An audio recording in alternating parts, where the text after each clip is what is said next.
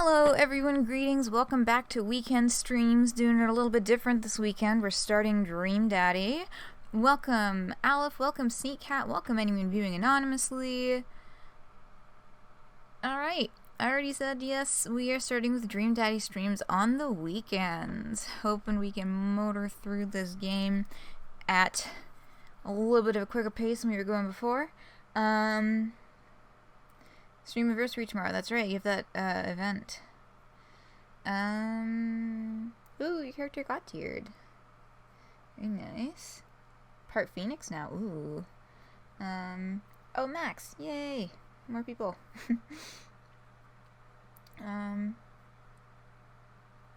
Jean Grey is a name I feel like I should recognize. Not totally sure on where it comes from. Don't know who it is, but you assume it's a good thing. I'm right with you, Sneak Cat. I don't either. Okay, so let's start into this because as you can see, I have way too many tabs open. So here's the first one. This was started like less than a week ago, maybe, or maybe just less than 2 weeks ago.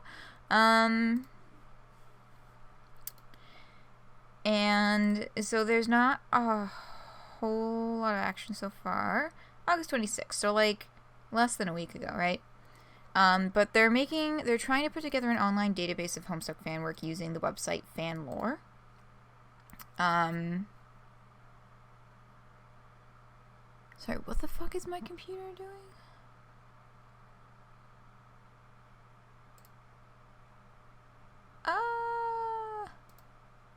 Okay, I don't know what the fuck my computer was doing, but that's fine.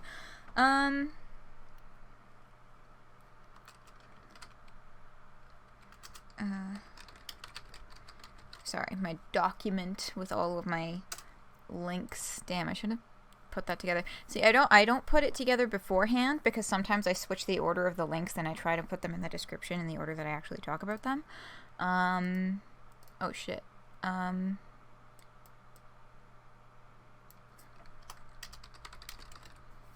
I forgot to send out a tweet. Sent. Okay.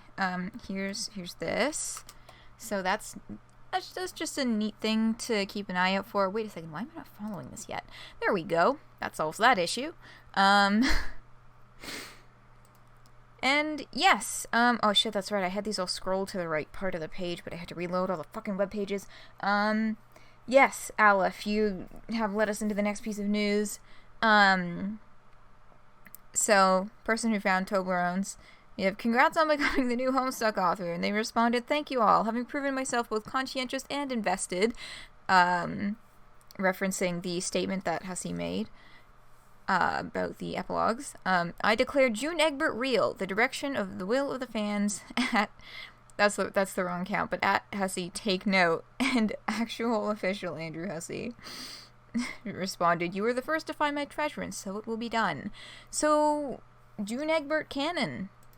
June Egbert real. Canon is a controversial term at the moment. But June Egbert real. So that was really exciting, and that was really fucking cool that he just kind of said that. So there's obviously been, of course, as usual, there's been some skepticism about how serious he's being and that kind of thing. I think, because, there's always the question of, well, he did use Twitter in the same kind of way to say all ships are canon and all fan trolls are canon and that kind of sillier stuff. But, I think this is a lot more serious than that. In episode, give me a minute. I think it was episode 49 of the Perfectly Generic podcast. That was the one in Renton. Live show in Renton. Yeah. Episode 4... let me get this fucking tab open here. God damn it. This one. Episode 49. Aisha specifically mentioned that June Egbert was something that Hussey was excited about in a way that she hadn't really seen before with, like, popular fandom headcanons. So I'm taking that as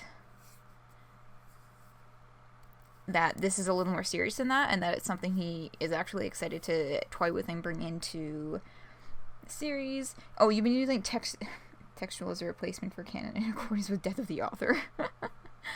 Welcome, Phoenix. Yeah, so will it appear in, like, Pesterquest? I feel like it may or may not be a little late for that, but we'll see. Because, you know, I mean, we know for Friendsim they were kind of, it was like a little bit of a fly by the seat of the pants operation. Like, they were writing everything and doing all of the art as they went. They didn't have, like, everything completed from the beginning, all the writing complete from the beginning, etc., right?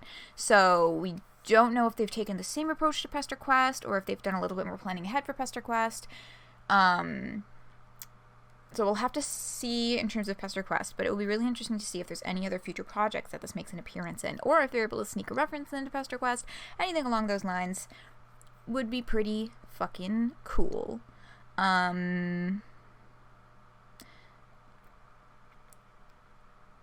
Actually, I think I'm just going to close that one. I'm not going to do that one. Okay. For the sake of time. Yeah, that was just, Hussey responded to a random person's Instagram post, but I didn't want to put a random person on blast. Cool. Speaking of Pesterquest,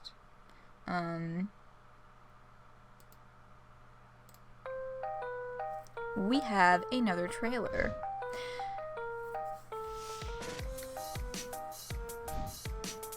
Giving 100% confirmation of something we already kind of knew, that we would have Volume 1 with John.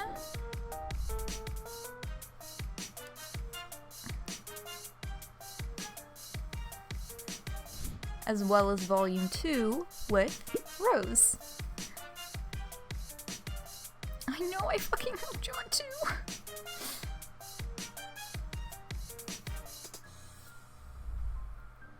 Homesick sequel, which will be announced when Pesterquest ends, alright?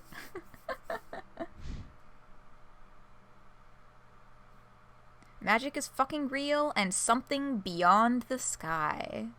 So, that's the trailer.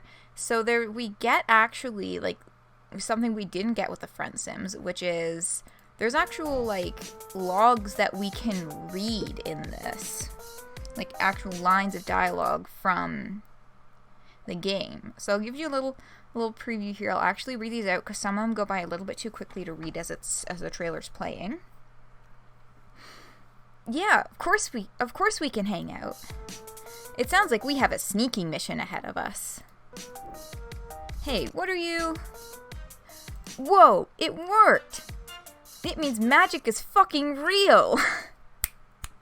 The song is very good. That is exciting as well. This is, oh yeah, I'm caught up on the Perfectly Generic podcast now, if you weren't able to tell. So, oh yeah, episode 52? Fuck it. So, episode 52, I can now confirm Kate has also written one of the routes for Pesterquest. So that's cool, and, was it that one or the one before? I don't know. Fuck it. There was an episode where they said James Roach did this song, basically, and that it's the theme for Pesterquest.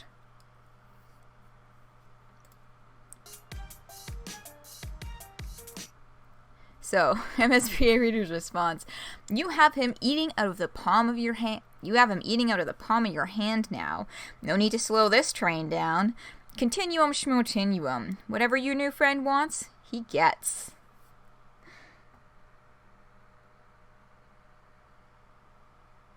Who allows you to curse? Pesterquest hasn't even been released and it already has its first iconic line. Oh, I don't know which line you're referring to, but I know which one I think is already fucking iconic, and we haven't gotten to it yet. I'll show you in a minute. He's too baby. And of course we have Rose.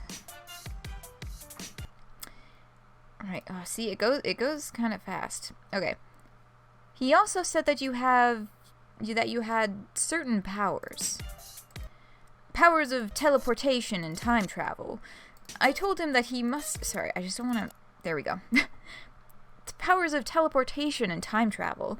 I told him that he must be mistaken, since it's a well-known and accepted fact that magic, although a popular and highly engaging subject of fiction, is fake as hell. Magic is fucking real is the iconic line. Okay, that's true.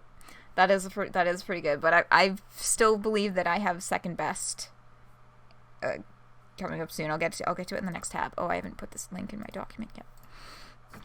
Boop, there it is. Okay.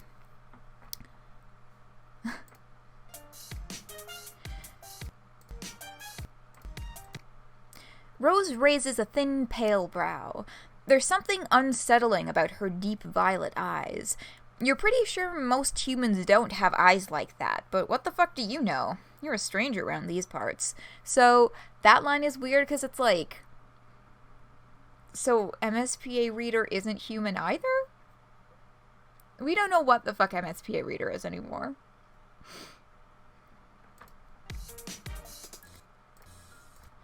Do you want to come inside? Unless I'm interrupting your internal monologue, of course. Oh. She drops her umbrella. You really did that. So that is our little peek at the first two routes, and you've got a couple more little peeks in the form of David Turnbull's Tumblr post. MSPA Reader is a creature. Yes. Just a creature.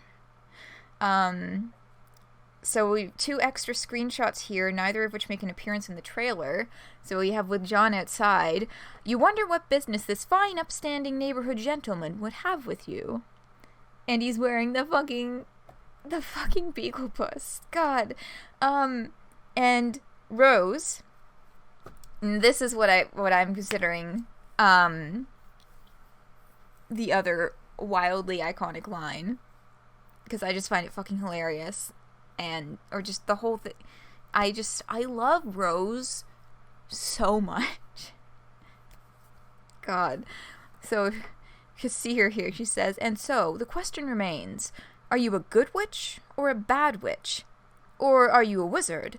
We've already established that you are not a public servant. And then... Okay. And then we had one last peek from fellow traveler today. Which is this little gif with a few lines from John. So he says, I guess it's true after all that mailmen are completely relentless in their quest to deliver people's... See, it moves so fucking fast. God damn it. I guess it's true after all that mailmen are completely relentless in their quest to deliver people's mail. You guys are incredible. Speaking of mail, do you know if I got any today? So the hint here is that John thinks that MSPA Reader is like a mailman or something?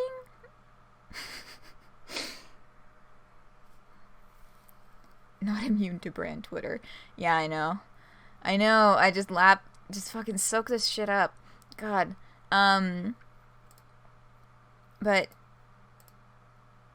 I put that link there twice.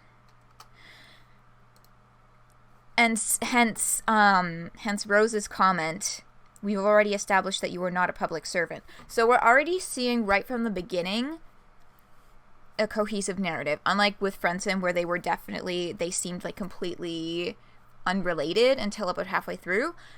From the get-go with Friendson, we're getting a cohesive narrative. It's been established that the powers of mailmen is nigh unstoppable. Yes. God, I fucking love the Parcel Mistress with my whole gay heart. Yes, that was the other thing that I wanted to talk about. So the calendar...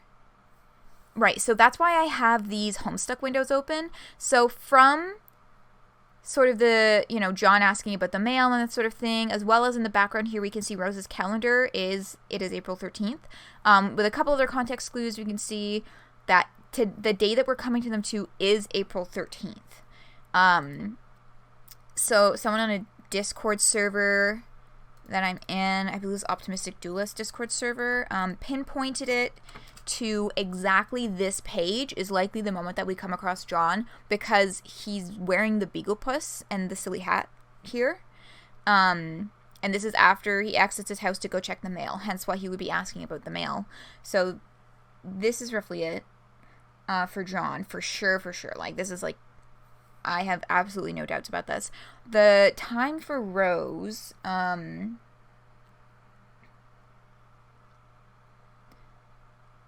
is... Oh, and then for Homesick Universe followers on Steam is above the blessed number. Yeah, boy! The time for Rose is a little bit fuzzier, so we can tell just not from the just from the calendar, but as well from her window, her bedroom window. We get the same, like, it's raining outside, raining heavily. And I did see there was another person on the same server who theorized that it was around this page that we run into her. The only questionable factor being that this is much farther into the progression of them trying to get the game set up, and you can see the little red things, just the meteors have already started falling. So it seems to be a little earlier than in the day than this, but this connection was also made just because of the umbrella. Rose has a very good raincoat. God, Rose's raincoat? Rose is a fucking style icon. Let me just check that link in chat. What did Alf just send?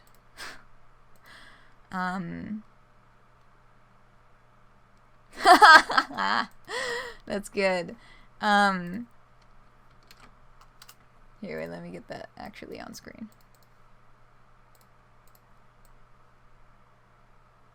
There. Okay, I think I can close these ones now.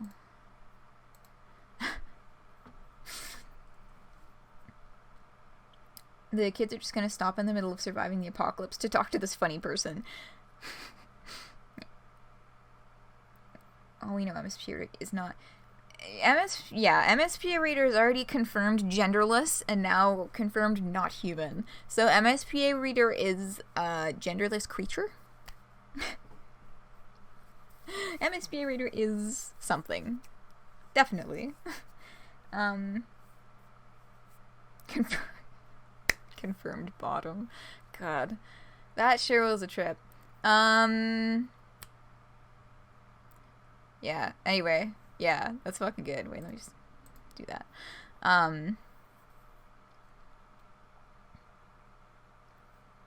There. Yeah, just a creature. So, getting more into kind of background stuff with the game, outside the game rather than gamey, plotty details. A couple days ago, Kimquatch sent out this tweet, Homestuck Pesterquest Real, I drew John's sprite. So Kimquatch is confirmed coming back for the art, which is super exciting, because they did really amazing art for Friendsim. And also confirmed we have a new artist, Courtney Brendel. And we can see, so they did, sorry, just checking the pronouns over here. She did Rose's background here, as well as we have this background that is not in the trailer. You see there's a sign in the back that says New Prospect Cafe, and this art is so gorgeous, and I love this cute little cafe. It's fucking adorable. Made of Friendsim and pain. And pain! Yeah. Lots of pain. MSP readers... yeah. Whoa, what if it was actually reversed? Your glasses are off. You're not sure which keyboard is the right one. Damn. Space aliens under the space witch capitalism. Jesus. Yeah. And the hat. Yes! The hat. There's a hat on the back here that looks like Dad Egbert's hat. Or, I guess, Dad Crocker. R.I.P. Dad Egbert. But yeah, look at, we've got all the little plants. There's the golden chains running through the roof rafters. It's very cute. So we can look forward to seeing that. And She responded to a tweet down here. I love this little Crocker-owned New Prospect Cafe. It's literally what warmth feels like in a picture and what every AU coffee shop wishes it could be. Earthsea is good sometimes. And she responded, yeah, that's it. Based on the Candy Epilogue Cafe. So, this is the cafe that John and Roxy went on a date in early Homestuck Epilogue's Candy. And that confirms that we will definitely be visiting Earthsea at some point. David Turnbull did confirm, though, for the record, while you won't need to have read/played them to enjoy Pesterquest, it will contain occasional references to / spoilers for Friend Sim and the Homestuck Epilogue, so please keep that in mind. So, not necessary, but, like, there's definitely going to be references in there, which I was hoping that it would just have nothing at all to do with the epilogues, but then it came out, and it was like MSP Reader mad about the way the epilogues ended, so now I'm hoping it's just going to be hijinks and not fucking disgusting. Yeah, a couple people are like, oh my god, what if that's the Gamzee route? And I'm just like, nope, no, I don't even want to think about the Gamzee route at all right now until I have to stare it in the face. Max, welcome. I was rambling, distracted, and babbling on for quite a while there. I wasn't looking in chat.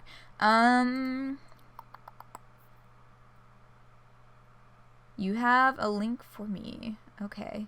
Yeah, we're still getting caught up. Oh god, it's been almost half an hour. I feel like I should understand the reference in this image, but I do not. Oh, the fucking tag. Rocky and Bullwinkle? Okay, that is... I get it. Okay, that is very silly. Thank you for sharing. Dad Egbert said punch clowns. Fuck yes. Yes, Dad Egbert did that on Durst. I fucking love... Well... Oh, no, that's right. Yeah, that was in, like, Act 2, I think. Or not Act 2. They weren't even in the fucking... It was an early thing. It was in Act, like, 2 or 3 or maybe 4.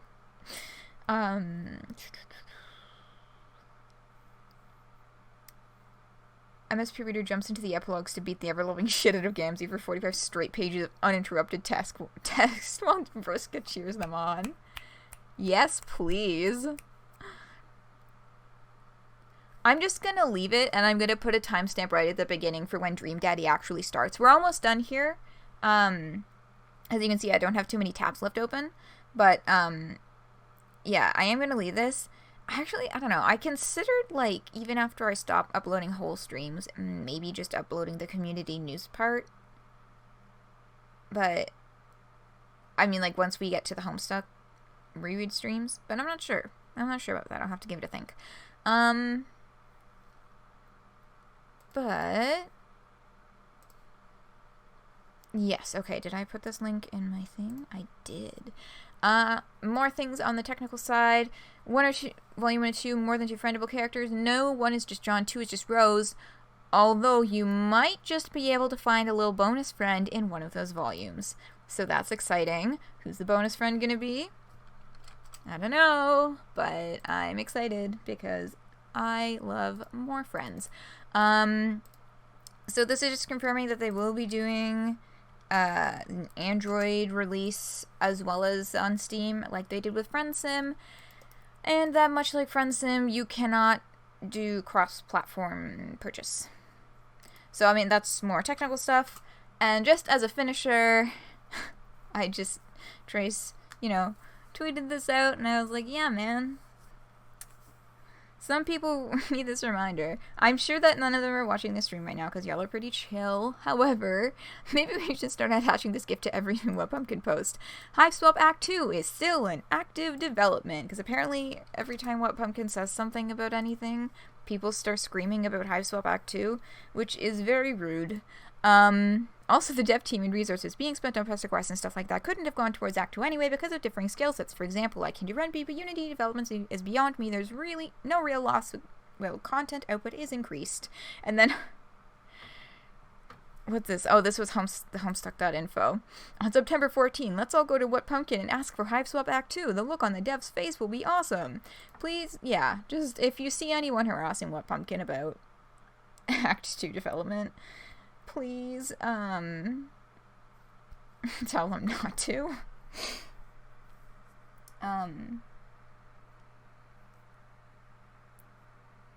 David Turnbull said he wasn't going to give us friends some news anymore, like a fucking liar. The bull turns towards the sea. No, I think he just said that he was pretty sure he wouldn't be able to, but I guess they gave him a pass because I don't think Fellow Traveler has a Tumblr presence at all. So he's their unofficial Tumblr presence for Pesterquest. Gamzee's root is 100,000 years of Groundhog Day trying to make him a decent human being before just asking Tearsy to use her mind powers to tell him how to best kill Gamzee and prevent the timeline. Or preserve the timeline. Jesus. Oh. There you go. Sneak at. I just read that.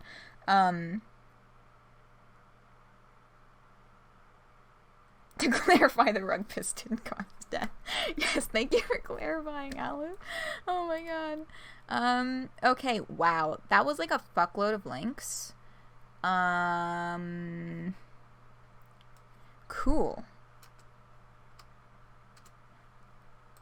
And that is community news for this week. God fucking damn. That was a lot.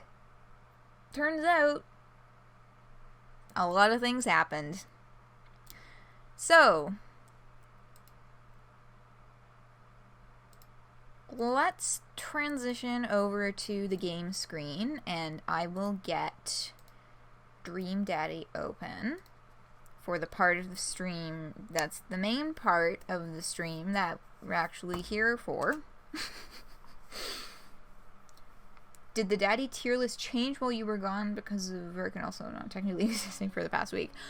I don't think so. We did the date with Craig last week, and it was just very soft. Basically. It was pretty chill, except for a couple of the baseball team moms were getting super flirty. Oh my god, I just realized I still have a fan on in my room. I don't know if my mic is picking that up, but I'm gonna turn that off just in case. Okay. Let's transition, yes. All the dads have been very good. Yeah, it's been an enjoyable experience. Welcome. Craig's baby. Yes. Craig's baby was fucking adorable. So we have this, transitional activity, not date, and then either Brian or Hugo. So keep that in the back of your head. Brian, Hugo. Those are the two that we have left right now. And we're going to be doing both of them this weekend. It's just a matter of which one we do today. So think about which one you are more interested in checking out first. In the meantime, we have a message from Matt. Ooh. Hey Jake, what are your feelings about poker?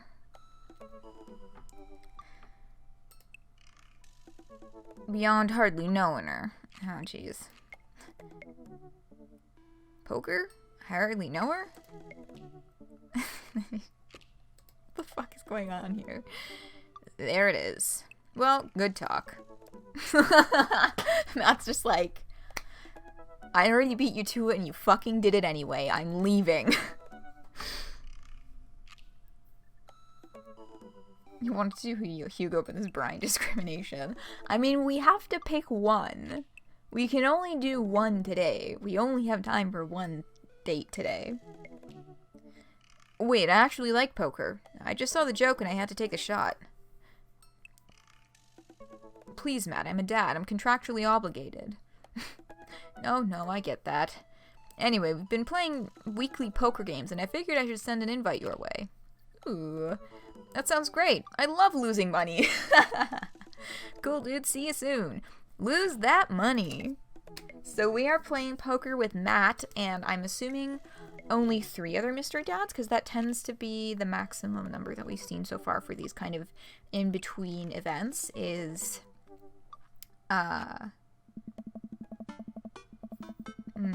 like 4 of them at once, like talking to 4 of them at once.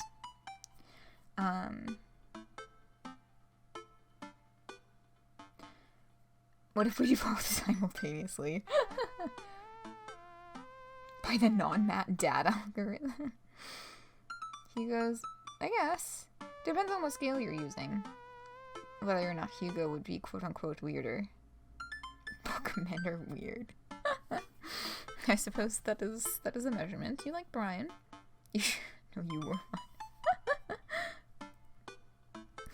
Yeah, okay, I don't understand why they did this thing with Brian, where it's like this whole, like, competitive thing, like, wanting to be better, and, like, the better dad, and have the better kid, and all this stuff, and I'm like, why are you doing that? Why are you playing into that?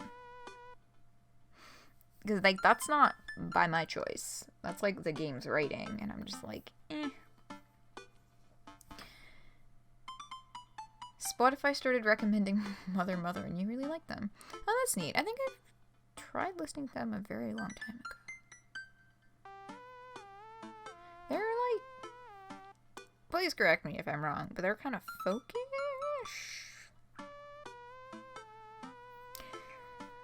I'm not confident in that. In my reading of that genre. It's been a long time. Go get all the good gay romance tropes in there. Enemies and rivals to lovers. Okay. I guess that's what they're doing. How dads are sometimes. No. Yeah, I guess just like I don't really understand the competitive side of things because my parents weren't really like that at all. And this was actually a conversation I had with my mom one time. Because my parents didn't even meet until like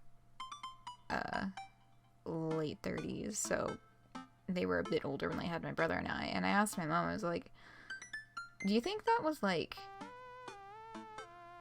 was that like a helpful thing to have like waited until you were a little older? And she was just like, well, it really helped me not get caught up in parent politics.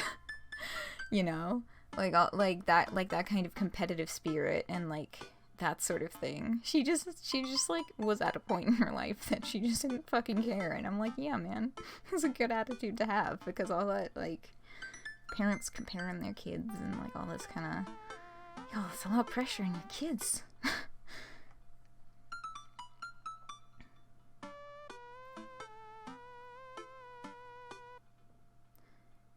The difference between legs away and body by mother is kind of stark. Like, kind of funny sometimes, and not all. Oh. Rip. Yeah, my parents are just, like, older and, like, just totally not interested in parent politics. Basically. Steven Universe and Adventure Time music. That's the good shit. Y'all, Nintendo, get your fucking shit together. Side note, Nintendo, they've gone on a streak of copyright blocking YouTube videos with their game soundtracks, but at the same time, they refuse to put any of their stuff on any streaming service or leave any other digital way to purchase it. Very few of their soundtracks are available for physical purchase, and when they are, like 99% of the time, they're only released in Japan. So all the packaging is fucking Japanese, so you don't know what track is what until you actually plug the damn thing in. And it's fucking expensive! Nintendo is the Disney of games. Oh, I hate that you're right, because I fucking love Nintendo.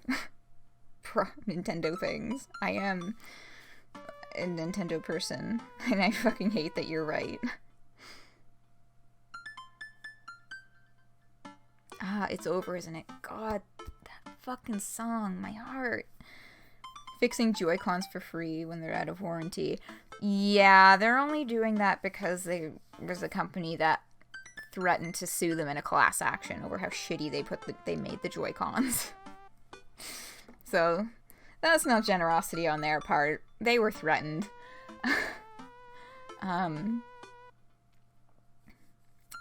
But yeah, I like that Nintendo isn't concerned with the gritty realness of their games. They just haven't, you know. I appreciate the more cartoonish aesthetic, and I like their systems a lot. I say as I stare at my Switch with Pro Controller. Y'all, the Joy-Cons are not ergonomic. My shitty little arthritic hands, I had to get a Pro Controller because, like, using the Joy-Cons was not good for my hands. I mean, granted, maybe I was just playing video games too much, but I don't think I was playing video games too much. Like, 2 hours a day is, like, not a lot for video games. That's, like, the length of a movie. But yeah. That's my only complaint about the Joy-Cons, is that they're not very ergonomic at all, and they really hurt my hands. Normalize class action lawsuits. And collective bargaining in general. Make them against companies in the drop of a hat. So often that they're so busy fighting them, they notice it's transitioning to communism. But yeah, no, that's the long and short of that, is that Nintendo was not actually nice. They just, you know, were threatened. Anyway. You know what's neat? And also a game? Poker. Matt invited me to a poker night at Joseph's house. I put on my going out coat and walk over. Across the way, I spot Matt, who's walking over from his own house. He's got a case of beer under his arm. Crap, I should have brought something. Take our collective mind bosses from our collective coal mines' teeth? Like that one video game? I should understand that reference, but I super don't. Where the boss is a shithead so his employees rip out all his teeth. What the fuck game is that?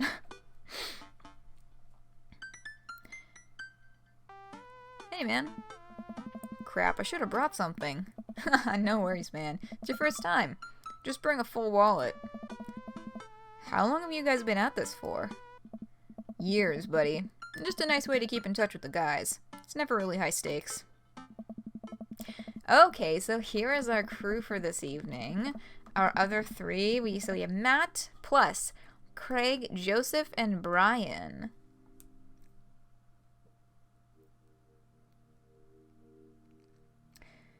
Night in the Woods. Ooh, yeah, that's one that I haven't played. And oh god, I heard about the allegations against one of the creators.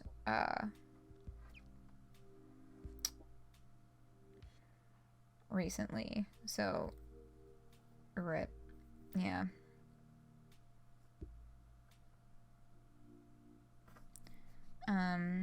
But yeah, I mean, I have heard really good things about it, like, as a game separate from that. And I know that the one guy who did that is not the only person who made that game.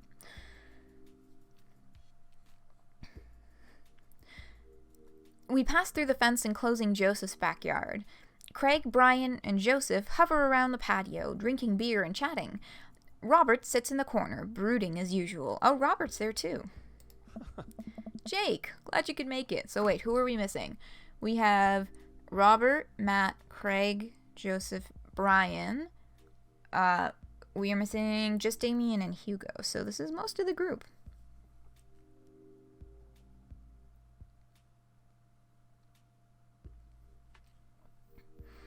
Not a violent game, and also due to the allegations of programmer, not a writer.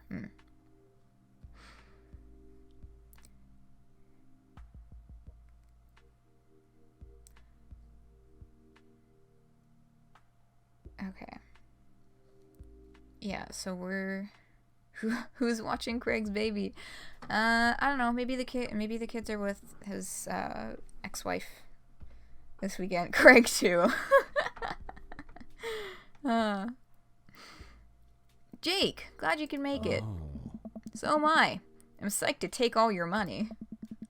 Just like old times. Craig's the resident shark. We prefer the term person who's good at poker. I'm well aware. Craig's always been suspiciously good at poker. Huh? Are you still as terrible as you were in college? Oh god. Okay. I'm assuming from the two options of poker face and tell the truth, the answer is that Jake is indeed still just as terrible as he was in college. But do we poker face it and brag a little, or tell the truth?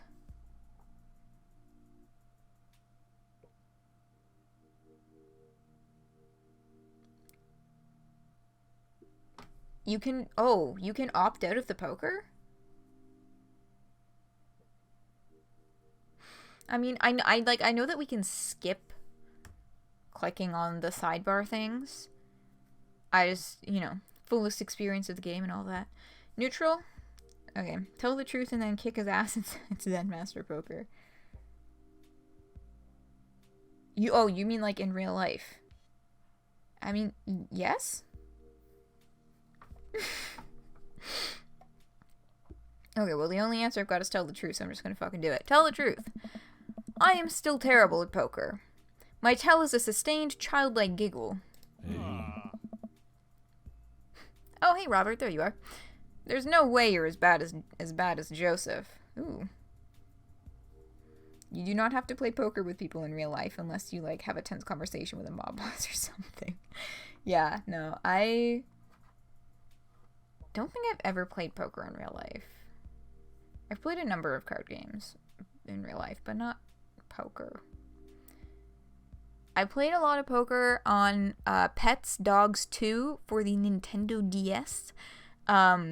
It's basically just a series of mini games where you get money for winning and you unlock furniture to put in your dog's house and you unlock more dogs. It's very silly. Also, this was when I was 12. But for whatever reason, there's an entire subcategory of mini games that's just card games. And I learned so many card games from that.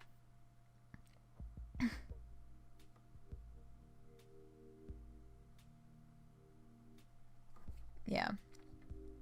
It makes me want to go back and reopen that game. Because I remember the card game minigames being my favorite because they were actually based off of real card games. So they were actually kind of interesting and fun, even though they were against AIs. Oh, you played poker in New Super Mario? What? Everything you told that poker's a mandatory ritual. Luigi had a whole subcategory of minigames that were just card games. Huh. It's Super Mario 64, pardon.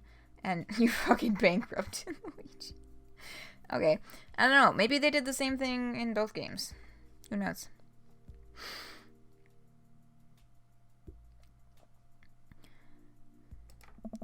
Joseph shrugs. Yeah. This is basically my thing. I'm giving back to the community. Wink. Plus, I'm happy to just sit here and eat all of Brian's snacks. Oh. Guess you brought pigs in a blanket. Not Craig. Huh? Hey, my chia seed and granola energy bars are just as delicious. Everybody laughs. Let's just get the game going. Oh. Okay, are we actually gonna play a poker minigame right now? That is my question.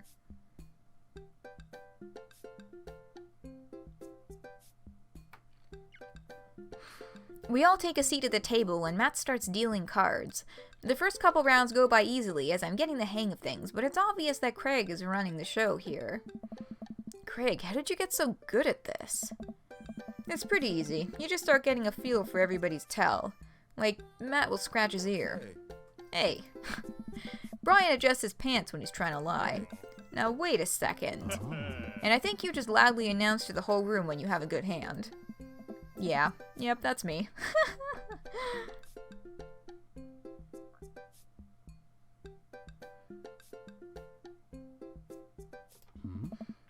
What's Joseph's tell? Everything.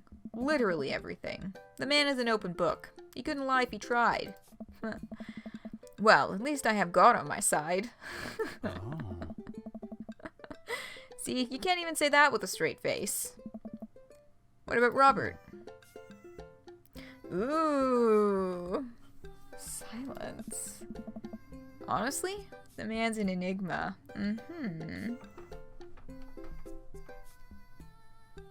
So many good 3DS games you forgot about. Yeah, you know what? The 3DS was like a fucking phenomenal system. I mean, really, the DS and the 3DS together were just like amazing. I mean, I may be super biased because I literally grew up on the DS, and then, you know, the 3DS when it came out, I was a little older then, but, you know, good fucking shit. Very enjoyable. I still like to go back to my 3DS. Y'all, Animal Crossing New Horizons, March 20th. It's fucking coming. It's still a long time away, but I'm still excited for new Animal Crossing. Joseph has the power of God and Stephen King adaptations on his side. Where do you get Stephen King adaptations from? Where do you get, then Telltale shut down.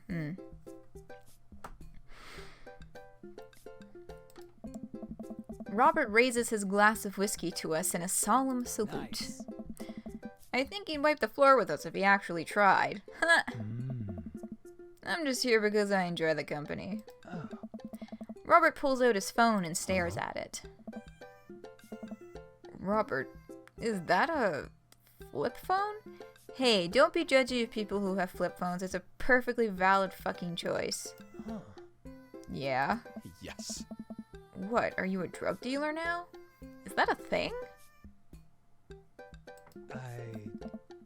Yeah, what do you need? Horse? Speed? Tijuana Johnnies? I can get you the street stuff easy, but if you're looking for something exotic or designer, that's maybe 72 hours and a favor called. Maybe I won't need you today, maybe I won't need you tomorrow, but someday. Oh, I don't really... I think I'm good.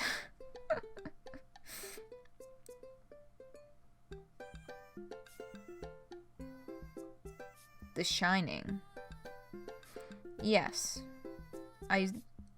That does not put me any closer to understanding how The Shining comes into play here.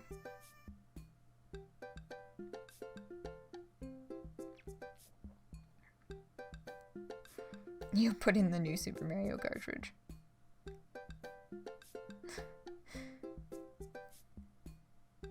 Yeah, so Robert's just like...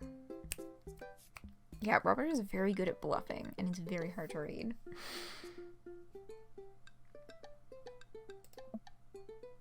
Right. Oh. But still, if you got the coin, I got the goods. And everybody's just like...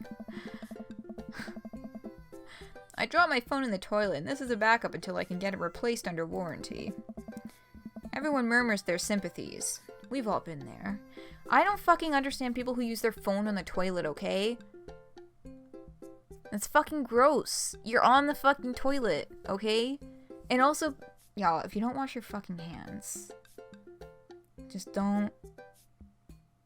Just please wash your fucking hands.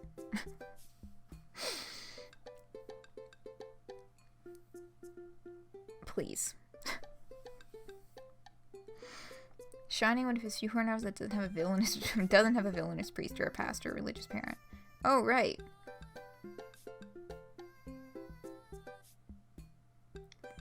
I guess he does tend to do that a lot. Oh, it's crushed at one point, so it's on life support. Ouch. Since you... What?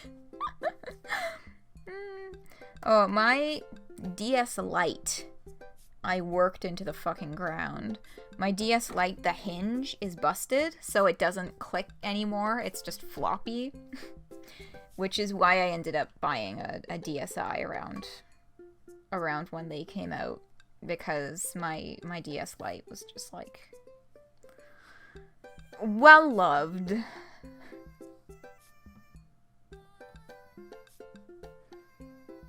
Stare off into space while you shit or look at me while you shit? I would rather stare off into space and not bring my phone into the fucking bathroom. It just sounds unsanitary? I don't know. Oh shit, me too! Blue DSI. Yeah.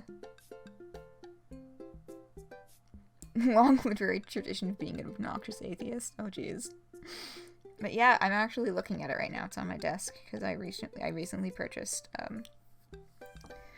a DS game used for like $7.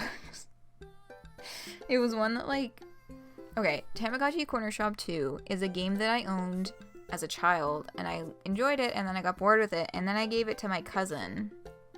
Or I gave it to one of my cousins, and then I regretted giving it to my cousin. And I was like, fuck, now I don't have it. And then I found it used at a local like game store for like $7-8, and I was like, fuck, I'm buying this game back. So I bought it, played it until I had 100%ed it. Or almost 100%ed it. I'm still missing a few items, but I think they're like ones that you need codes for or something. And now I'm probably not going to touch it again for another 3 years. Which, I don't know why I did that to myself, by the way. The mini games there's like a couple of them are good, but most of them are tedious and incredibly painful to play continually.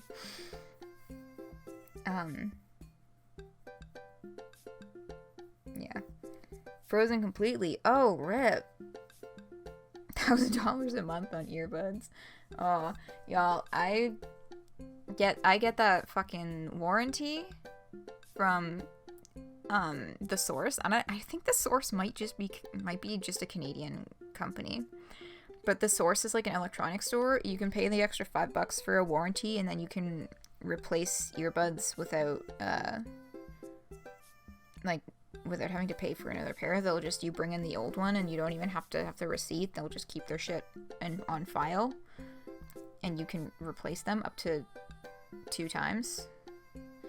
And like, it's good shit.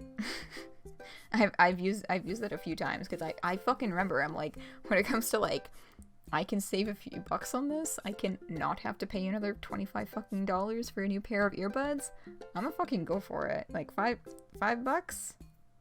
Hell yeah.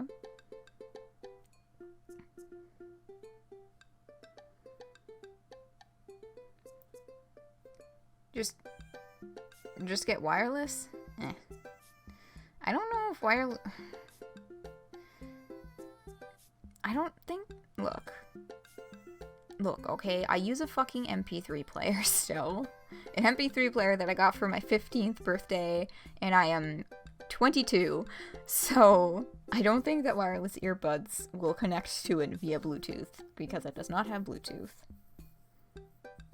Minigame 1 player. Wanna get quiet and stop working for the whole thing? Yeah. You didn't know it had mini games. Okay, I'm getting very distracted. We should actually play this, or we might not even get to do one of the dates tonight. Because if this takes too long, I will go the fuck to bed. Okay, so, Robert's phone died. Murmured sympathies, we've all been there. We go back to playing.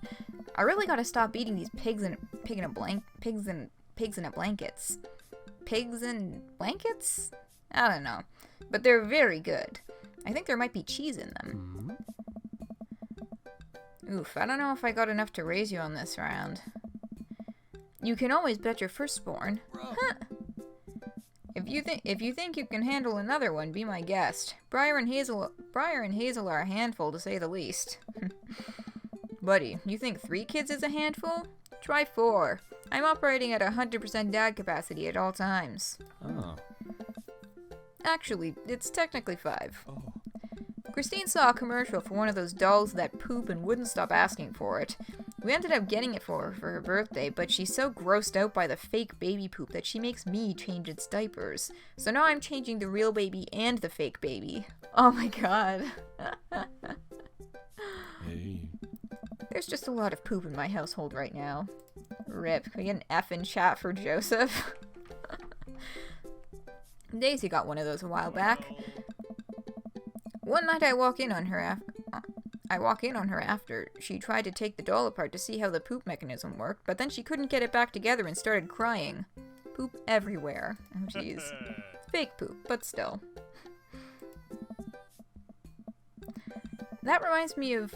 Wait, do we all have doll poop stories? Everyone nods in agreement. Guys, I really don't need any more poop in my life than is already there. Can we just get back to poker and not talk about poop? Nice. Matt deals another hand, and we quickly forget about the poop. We run out of pigs and blankets, so we switch over to Craig's healthy snack food. It actually isn't terrible. Hey. God, I remember when those dolls, like, first became a thing. I think I was, like, just too old for them, but, like, barely. Yeah. I think even if I was as a 6-year-old or something actually interested in something like that, my parents probably would have just said no. Like, I made enough of a fucking mess with, like, the little Barbie kitchen with the sink that sprays the water, like...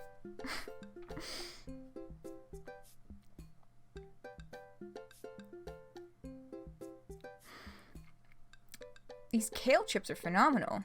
We should sell these at the coffee shop. It's my own recipe. I'd be happy to give it to you guys. Hey.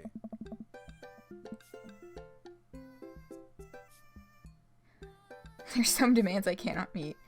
Dolls cannot be gifted to the child. Yeah, those like hyper real babies that react to things, like the little dolls, it's like, oof.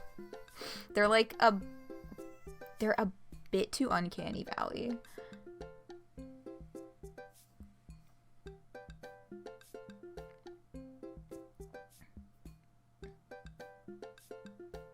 Universal Elder Zoomer. Where the fuck did the term Zoomer come from? Because I thought it was just Gen Z, but now all of a sudden I'm seeing people refer to it as Zoomer in like a whole bunch of places, and I'm like, where did that come from?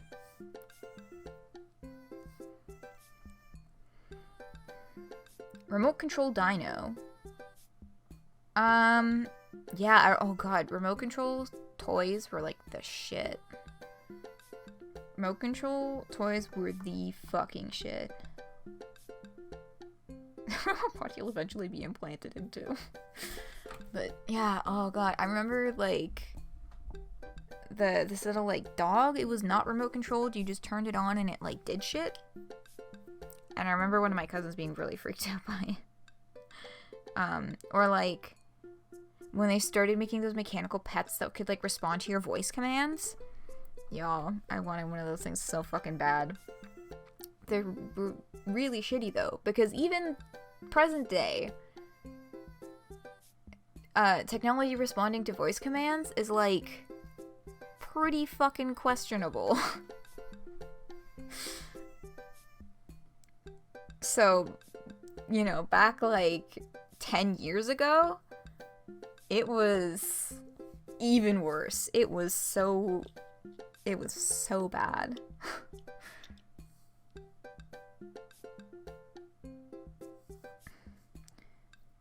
Poochie, I feel like I should be able to picture the precise toy that you're talking about, but it's not quite clicking.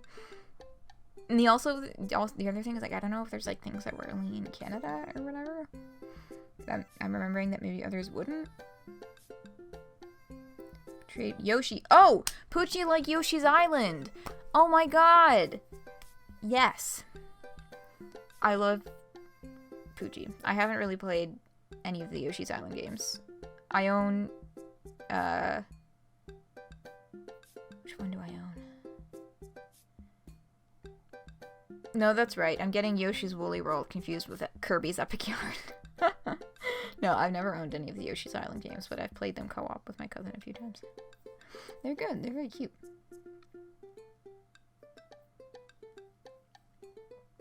We're on the verge of dystopia every day with voice-activated poop dolls at the gates. Honestly, that's just it.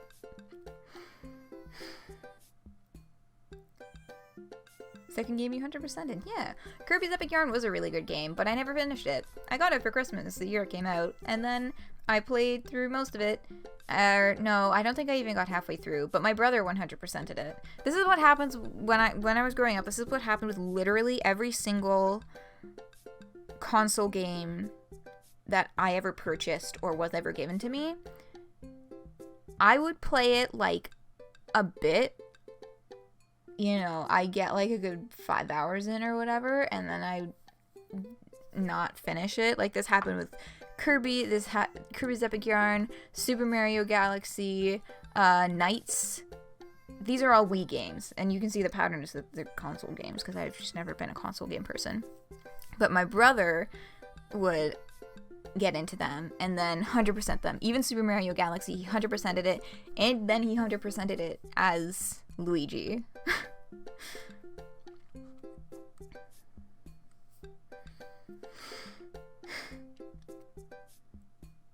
Oh, the Amiibo plushies! Yeah, they're really cute. I would be super interested in owning them if I actually had, like, a use for them. Found it. Oh, wait. What did I find? Let me see.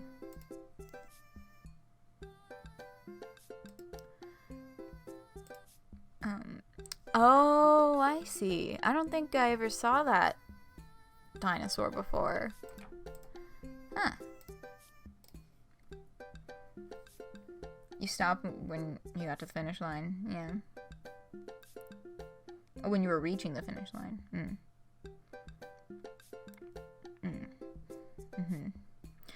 Yeah, I think the first game I ever 100%ed was Little Big Planet for the PS3. Little Big Planet and Little Big Planet 2 are fucking phenomenal games. Little Big Planet 3 is a fucking trash fire. And that's all I will say about that, because I have tons more to say, but we're never gonna finish this fucking game. Little Big Planet fucks. Little Big Planet fucks big. Those games, the first two, so fucking good. Only console games I ever got like hella into. I remember very specifically, I spent hours and hours browsing people's online levels in Little Big Planet 1. By the time the second one came out, I wasn't really into doing that as much, and I was more into like playing The Sims, and being in like that online community. But Little Big Planet 2 as well. Oh, I've also 100%ed Little Big Planet 2. Fuck Little Big Planet 3. I finished the story mode and I don't give a fuck about getting any of the other accomplishments because it's a bad game. This is a rant for another day because we need to finish this fucking cutscene or we're never gonna start the next day. I can see it now. Pierce the Kale. Chips. I like Pierce the Veil. I like Pierce the Veil. I think they're pretty darn good. Oh. Pierce the Veil is a popular post-hardcore screamo band out of San Diego. Oh, so that's what they'd be classified as. I should probably Google more bands that fall under that label. What is the Big Planet about? Love. I mean, that's, yeah, it can kind of be summed up down to that. I mean, the first game, it's like this little guy is like trying to steal all of the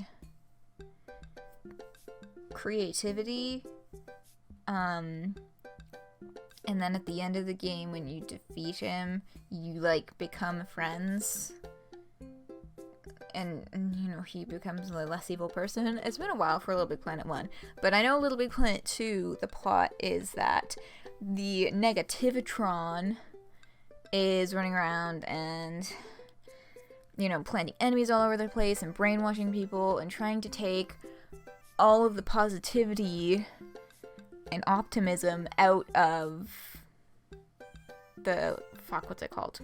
Little Big Planet world. And then by the end of the game, you know, the boss battle starts with him, like, picking apart the faults of all the, like, leaders of the different parts of the game that you went to, and then basically, like, negativity and pessimism is the enemy, and then through teamwork, you defeat him. You think you may have heard all of their songs. Yeah, I think I own their entire discography. On CD, that is. But yeah, I really enjoy Pierce the Veil a lot. But yeah, post-hardcore screamo band. Yeah, I think post-hardcore is probably the label I connect to the most. I think I read this book called Not the Life It Seems. It's a biography about My Chemical Romance because I fucking love My Chemical Romance. And I think that post-hardcore is also the label that was used for a lot of their earlier music, especially before they got big. They were a post-hardcore group. Like, that was how they were kind of seen in the music scene before emo as a genre kind of became its own big thing.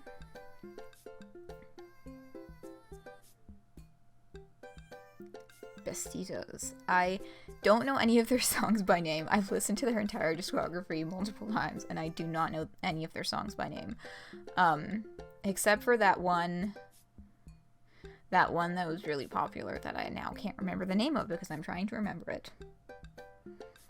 Fascinating conceptually in how they handled fame. Yeah, my count just like... I mean, I love their music, and I love their whole conceptual thing where they had a lot of concept albums and stuff, and how they handled fame. Yeah, it was really interesting. I mean, because like one of the other things that I read about in that book, they were talking about their final album Danger Days, which it was a rough road to get there. They actually created another entire album and scrapped it before they even started work on Danger Days. That album being Conventional Weapons, which they eventually released as sets of two singles and then put them out on vinyl and not on CD, which I'm still pissed about.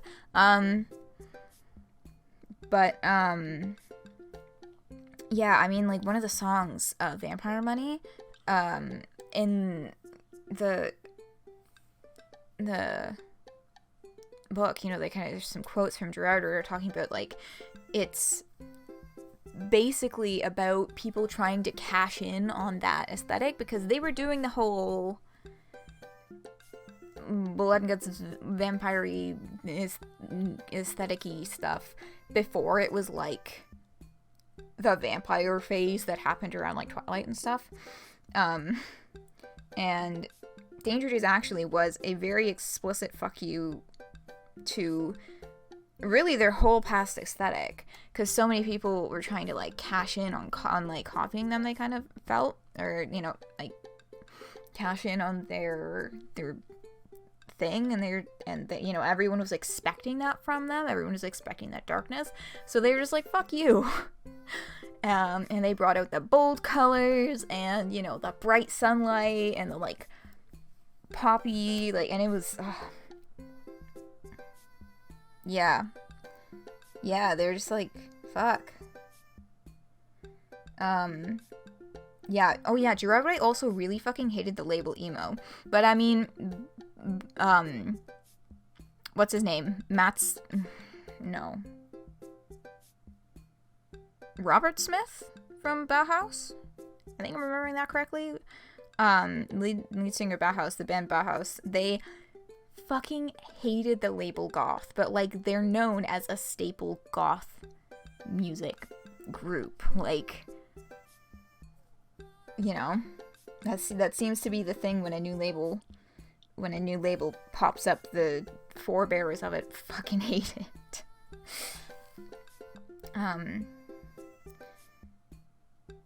Mad Max, but even more punk and colorful, yeah. Oh, The Cure! Whoops. I'm like goth adjacent, okay? I don't actually I listen to like one band that would qualify as a goth band. I just happen to be barely knowledgeable, but like knowledgeable enough to barely hold a conversation about it. 2014 and 2016? Maybe. I don't know if they're still doing stuff. I wouldn't be surprised.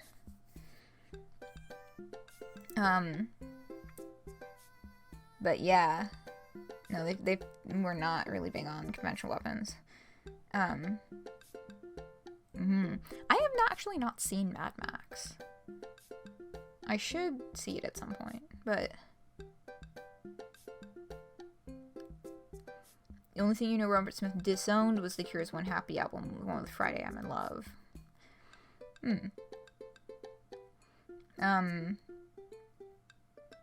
Don't watch it, it's boring. Okay, so Sneak Cat, you did not enjoy that movie. I know for sure that Robert Smith and I guess it was The Cure that I was thinking of, not Bauhaus, but like they really hated the label of goth. Like a lot. I don't know if they still do, but I know historically that like they did. Okay. Oh my god, we're never gonna finish this. Okay. Pierce the Veil is a popular post-hardcore screamo band outside of San Diego. Or out of San Diego. We all look at Matt, confused. It's maybe not any of your wheelhouses. Aww. It's okay, Matt. At least we know what you're talking about. How's the shop nowadays? Hey. Busy as ever. I'm toying with the idea of hiring on another person to work the counter, but I haven't found a good candidate. If Amanda's looking for a summer gig, let me know. That's really nice of you, but I think she's been burned too badly by coffee shops before. Literally, not figuratively. Oh dear. Hey. Matt cocks his head to the side. I'll ask her, though. Yeah, where's the fucking story behind that comment?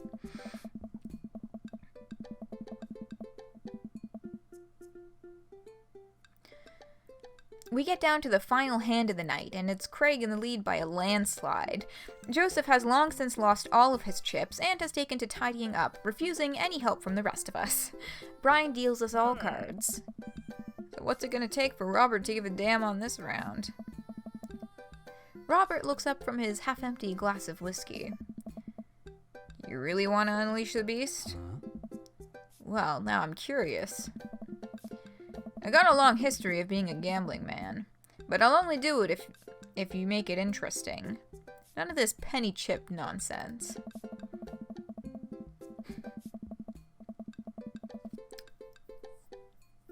Okay, so now they're...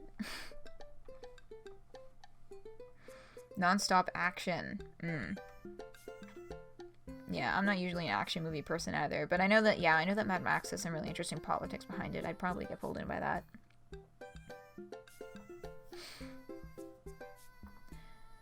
I got a Lily's 18-year single blend sitting in my closet right now. Was saving it for when River turns 21, but I'm willing to put it up as collateral. What the fuck is that? Is it a blender? What? Okay. Let me fucking I'm gonna Google this. Okay, give me 1 second to Google this.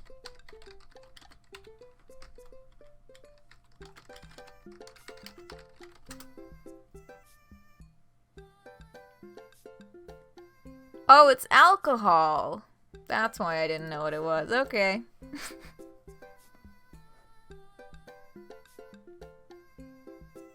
Mad Max feminist propaganda? Oh, God.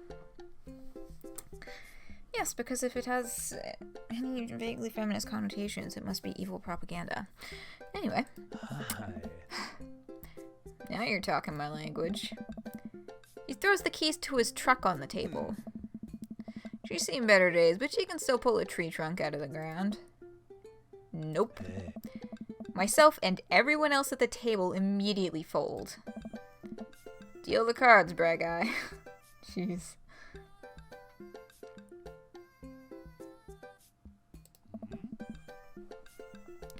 Are you guys sure you wanna... You heard the man. Deal. Brian deals the next round of cards. Craig stares daggers at Robert, who casually sips his whiskey. So I know what you might be thinking. Robert puts his old workhorse up for grabs. His only mode of transportation. At times in life, his only home. How could he be so sure of his abilities in gambling? I'll tell you right now, Craig. I wasn't always like this. I was a lot like you. Smart, talented, cocksure of my own luck. Great biceps. But it didn't last long, though. I lost everything in a game of Pai Gow in the back room of a Shenzhen tea house on what I thought was a 3-day business trip. Everything gone. Clothes, money, identification, you name it. I woke up in a ditch next to Xiaozhu Park and had to make my life from there. Make my life new from there. It took me 3 years to beg, borrow, and steal my way back to American soil.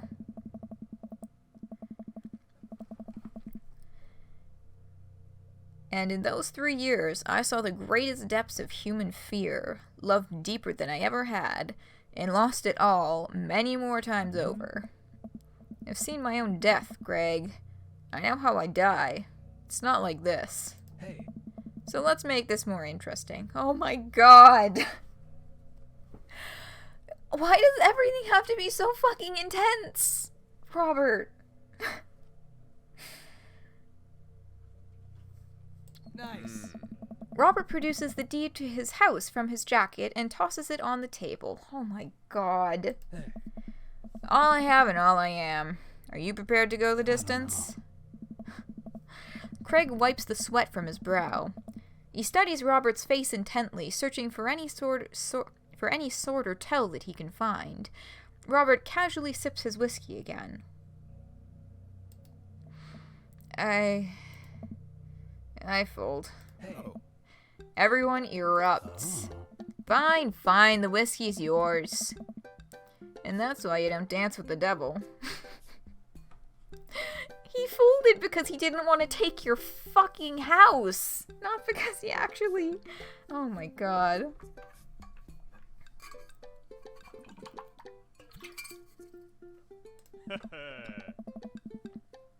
So what was it? Were you bluffing or did you have the cards? That's for me to take to my grave, fellas. Next week, boys? Next week. You got it. I'll be there. Mm-hmm. Sure thing, or I almost had a heart attack. I'm gonna say sure thing, because this seems like an interesting little party to go to on a weekly basis.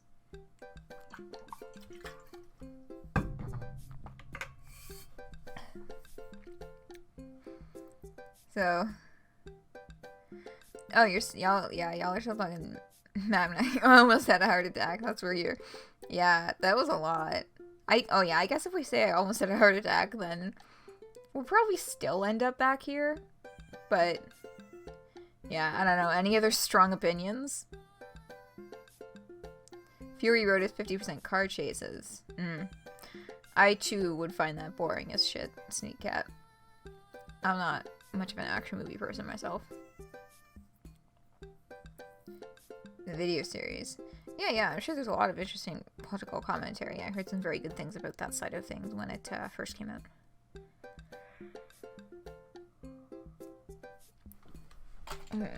Let's see. We didn't get a chance to use my D4 last time. I wanted to use my D4.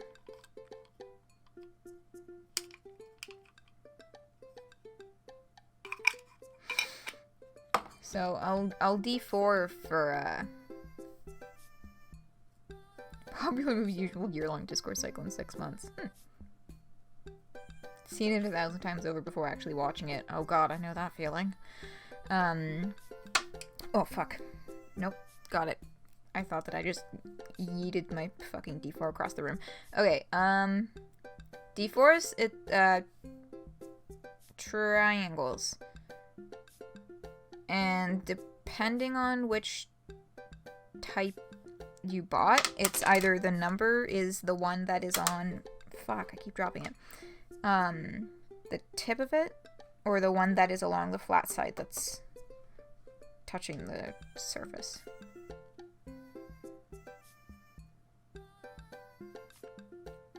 Okay. Odd numbers first one, even number second one. That's a 1. Nat 1. So, sure thing. This has been very relaxing, and I sincerely doubt I will wake up in a cold sweat thinking about it tonight. Keep working on that poker face, Jake. We all say our goodbyes and head our separate ways. All right. That only took almost an entire hour. Okay. If nobody says a name in the next 10 seconds, I'm just gonna roll a die. Because we need to just hop into the next one. And I'm just gonna, I don't even remember what the votes were in the first place. Whoever can type it out faster. Brian. Okay, we're doing Brian. Vriska. Shut the fuck up.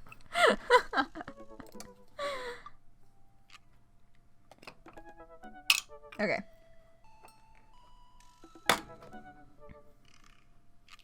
Yeah, we'll do Hugo tomorrow. I just needed to keep things moving quickly. Because we're taking a while today and probably going to go way over time. Vriska dating. Ugh. Ugh. Oh, keep them away from each other. I know, Phoenix, I know. We'll do Hugo tomorrow, I promise. Man, I don't know how I feel about hanging out with Brian more, but it seems like Daisy and Amanda got along really well. Maybe I should just bite the bullet and hang out with Brian more for the sake of the kids. I crack my knuckles and start typing. Hey Brian, great grabbing burgers with you at the cookout yesterday. We should get the kids together and hang out soon. Well, that doesn't work. Because in the chronology of things, that was not yesterday, because this is the second last date that we're doing. If they just took the word yesterday out, then that would fit a little better with their kind of format of having you be able to do all the dates in whatever order and all that.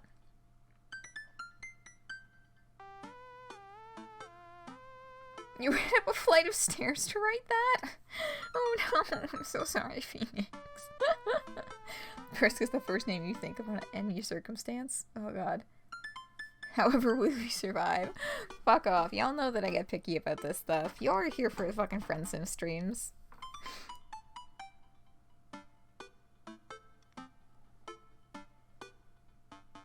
Craig? Craig? I mean, this is Jake's message to Brian. I wait a couple minutes until a ding comes from my computer and a message pops up on the screen. It's Brian. Let's see what he has to say. Hey, man. Always love a good burg with a buddy. We should definitely hang out. What do you think about mini golf? We could bring the girls out and have ourselves a friendly little competition. Rock on, Brian. He signed his name. That's cute. Friendly competition? Oh, this is perfect. I know Amanda and I will crush Brian in mini golf. I've been taking her to mini golf courses since she was a little kid, and I'm proud to say that she's almost better at it than I am. Never play Deus Ex. Okay, I won't.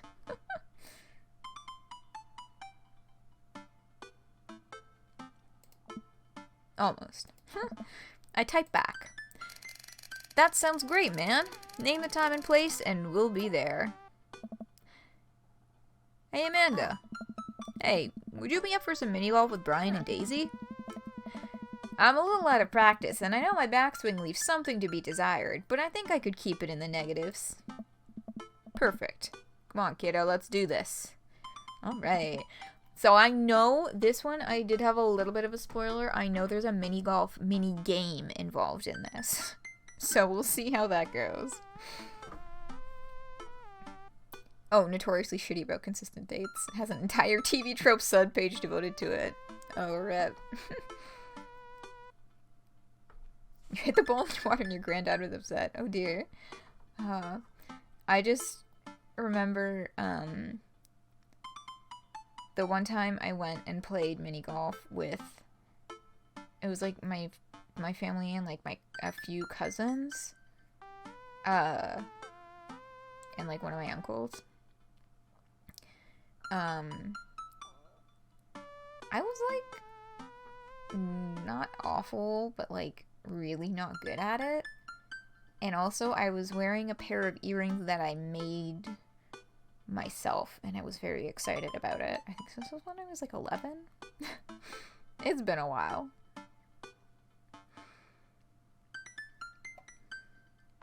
Mini golf is the least bad golf?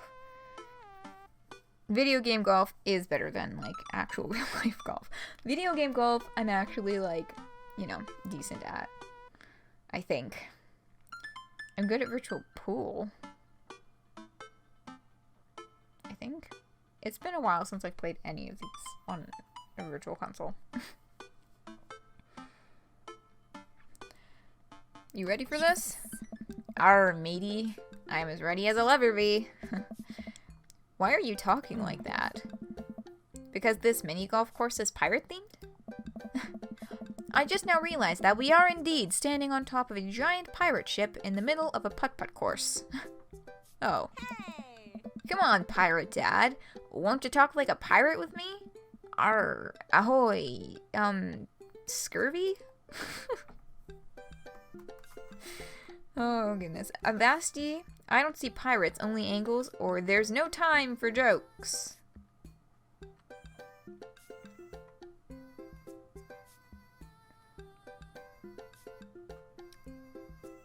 You'd play video game football for 100 hours and ever play 1 hour of actual football.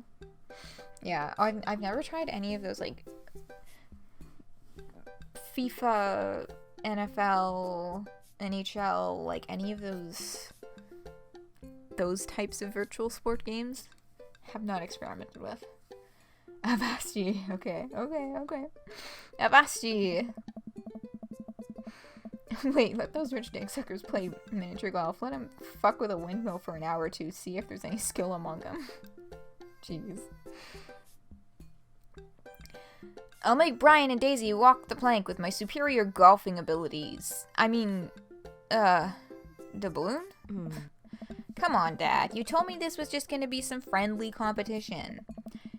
Friendly competition is dad code for actual competition. I need to prepare my body, mind, and soul for defeating Brian in the field of glorious battle. It's just mini golf. Just mini golf? It's so much more than that. I kneel down and place a hand on Amanda's shoulder. I just want you to know that there's no pressure. It's not a big deal. Don't worry about it too much, but we have to beat Brian at mini golf. Hockey is hard enough to follow. Yeah. I mean, like, after getting into Splatoon and starting to watch Splatoon esports, I have discovered that watching sports makes a lot more sense when you actually understand the rules. And in that case, it can be kind of interesting. But if you don't know what the rules are, it's confusing and not fun. Sports games, but like with Mario, Mega Man, and Sonic. You know what was a fucking good game? It was fucking Wii Fit. I remember having a lot of fun with Wii Fit back in the day. Whatever happened to just having fun? Oh, we will have fun. When we beat them. Huh? Amanda gives me a side-eye, but before I can side-eye her back, I spot Brian and Daisy.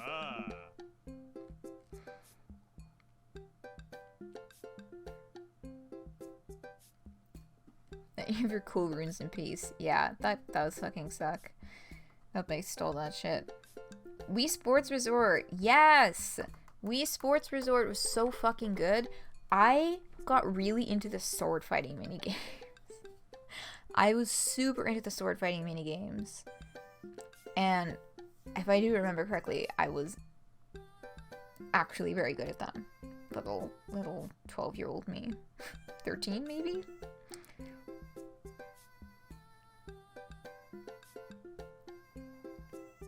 Wii games haven't been ported to Switch is a crime. I know. Like, they put the fucking motion control, like, the individual... No, I think it's only one of the Joy-Cons has the gyro in it. But, like, they could make it work.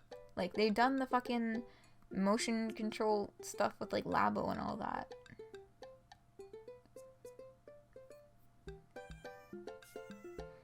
Oh, like the over-the-top arcade stuff. The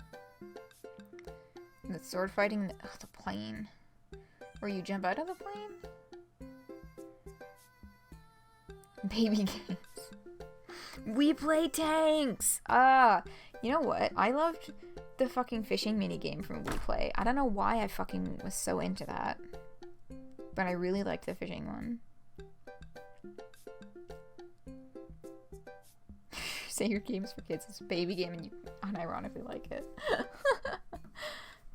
Yeah, you know what? Like, Splatoon is, you know, a game for kids, and that's a regular point that's brought up in the fucking online community where people, like, do drama and, like, all this other shit, and then we, like, congrats for getting mad on the internet about a game for children. It's a line which is regularly brought up when people are upset about things.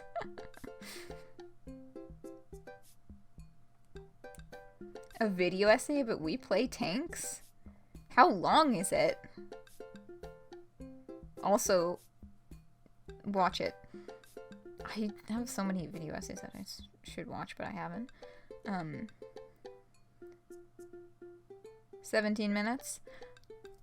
Y'all, that is like very, very short in the grand scale of video essay length on YouTube. That's pretty short.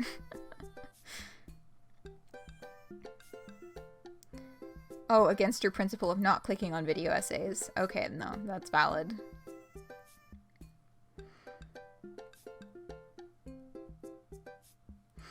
Okay. Oh my god, we have to actually finish this fucking date. It's already 12:30. Ahoy there, mateys! Ahoy! Brian walks up with Daisy in tow. It looks like they already rented us some golf clubs for our mini-golf excursion. Total power move. Why didn't I think of that? Yes! Alright, first mate. I hear there's buried treasure in the waters. You gonna help me plunder it? Oh, Amanda, I don't think this is a real pirate ship. I think it's just to play putt-putt on.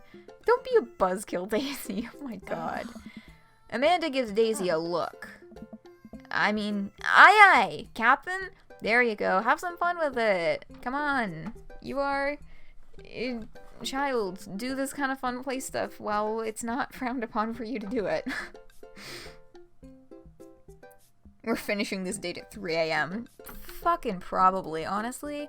Okay, what the fuck tweet did you just send? Bro TP.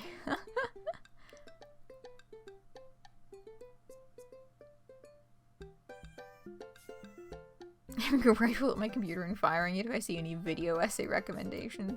It's from someone I'm not subscribed to. Yeah. That's so fucking valid.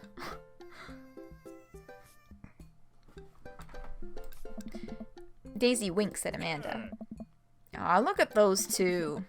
They're two peas in a pod. So, you excited to get some mini golf in? Oh, you know it.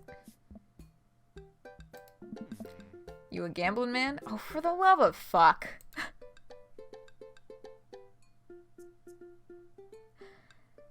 Okay. Only buried treasure in these water. Some cigarette butts and a bra. What? Is this from a personal experience at an actual mini golf place, or is this just an educated guess? Ah, your first weekend after school is starting again. That's right. Sleep when I die. Just, oh jeez. I certainly hope it's not soon. Extra tempted to vote for the last one, I know, right? Yeah, oh yeah, the three options are: I know when to hold him, depends what's on the table, and do I get you if I win? Wait, that's for... Hold up. Let me click links and shit. Oh, Homestar Runner. Yeah, strong bad. I like... Fuck, I was like just barely too young for Homestar Runner. Like, I know that my brother was into Homestar Runner and Strong Bad. He's 3 years older than me. But I was fucking baby. Only a little bit of a baby, but you know, just a twee bit too young. It's one of those things that, like, you hear about and you're like, damn, I should go back and look at that. But at the same time, I know that looking at it now will be nowhere near the experience of looking at it back in the day. Most notably because of things like Flash shutting down and, like, different hosting websites going kaput and that sort of thing. No, my god damn it, Olive.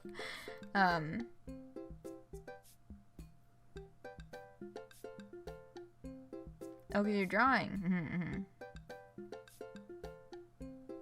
Okay, so you're I know when to hold him.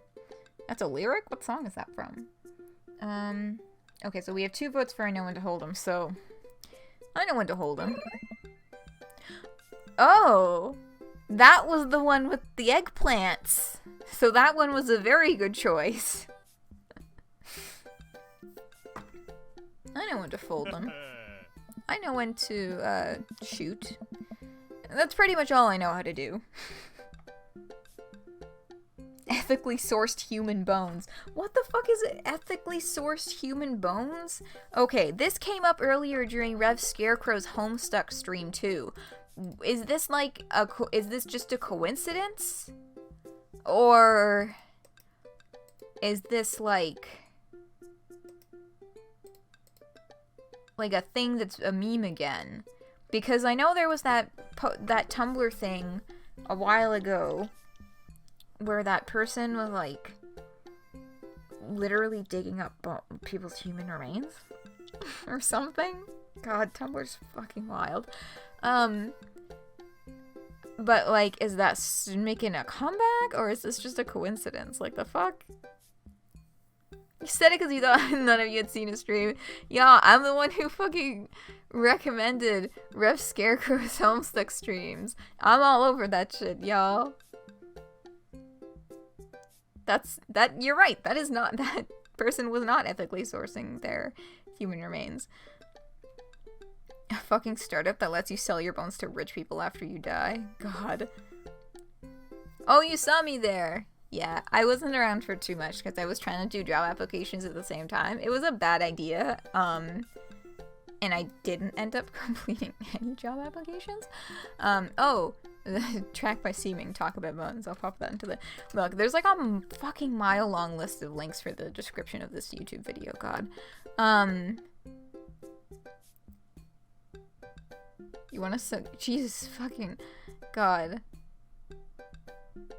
Wait, somebody thinks the Beatles are death metal? Oh, The Gambler by Kenny Rogers. Alright, cool. Sorry, I'm jumping all over the place in chat, because that's moving... Lots of conversation going on, which is a good thing.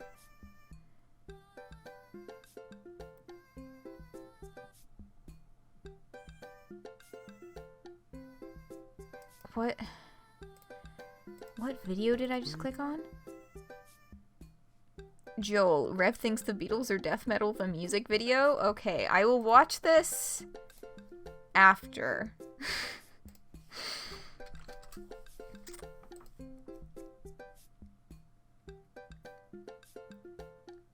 Firing in all cylinders, yeah. Okay, God, I have to get back to this fucking game. How about the loser buys drinks tonight? Alright, but how about we make it a bit more interesting? God damn it. I'm listening. The loser has to mow the winner's lawn this weekend. Well, my yard's pretty big. You prepared to take that on? I think you should be a little more concerned with how you're gonna maneuver around my hedges. It's highly technical work, not for the faint of heart.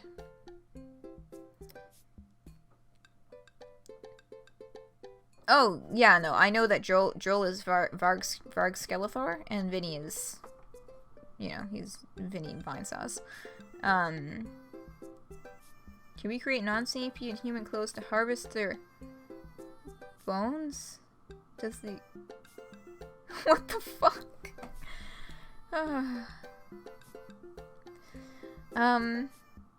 Yeah, Joel is actually the only other Vine Sauce streamer who I'm like subscribed to on YouTube. Joel and Rev.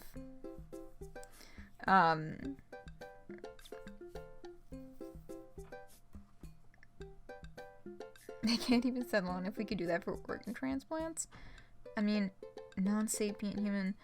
God, my brain. Y'all.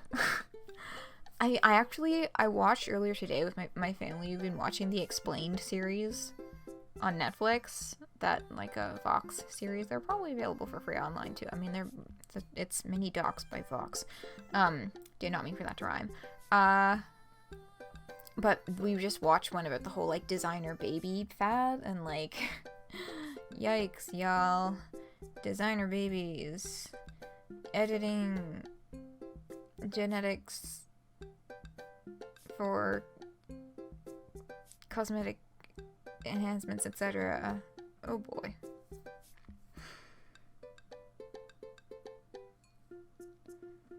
You're saying we should do both of these things? Jesus Christ. I'm just gonna... Look, I'm gonna have to play a mini golf minigame at some point.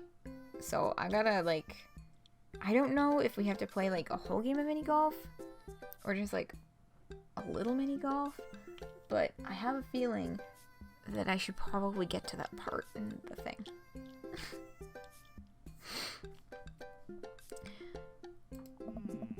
I don't think I'll need to worry about that. I'm very good at mini golf, you know. Oh yeah? Hole in one. Every time. What I just said is not a true thing, but it already came out of my mouth, so I have to stand by it. I'm looking forward to seeing that happen. Brian and I eye each other up and down. May the best dad win. Brian and I shake hands and lock eyes. It's about to go down. God, that just reminds me of that fucking... fucking... the... Whose comedy routine is it? That someone turned into a story about Dave and Bro? That fucking animation? Oh my god. See, now I have to Google it. Now it's not optional for me to not Google it. I have to Google it.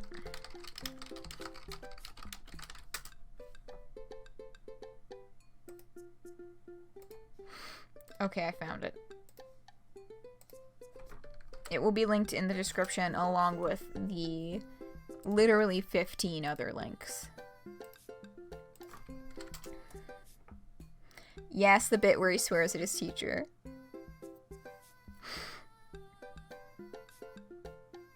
And then Sultan. Oh god.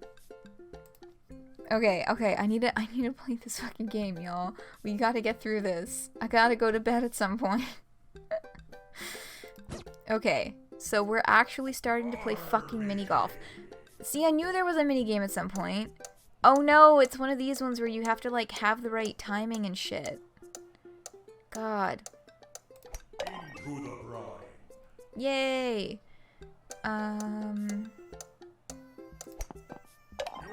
Yay! Okay. Yay!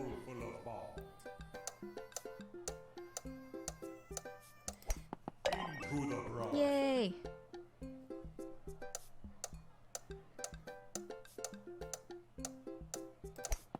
Fuck! You've lost your ball. Ah, fuck off. Fuck off.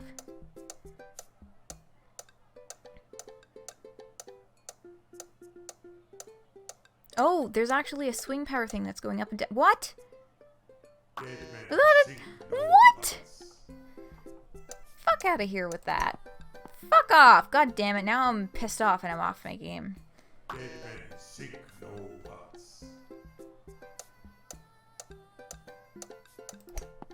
Damn it. You've lost your ball.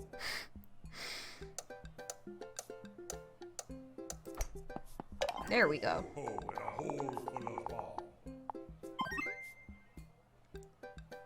Yay, I still managed to get an S.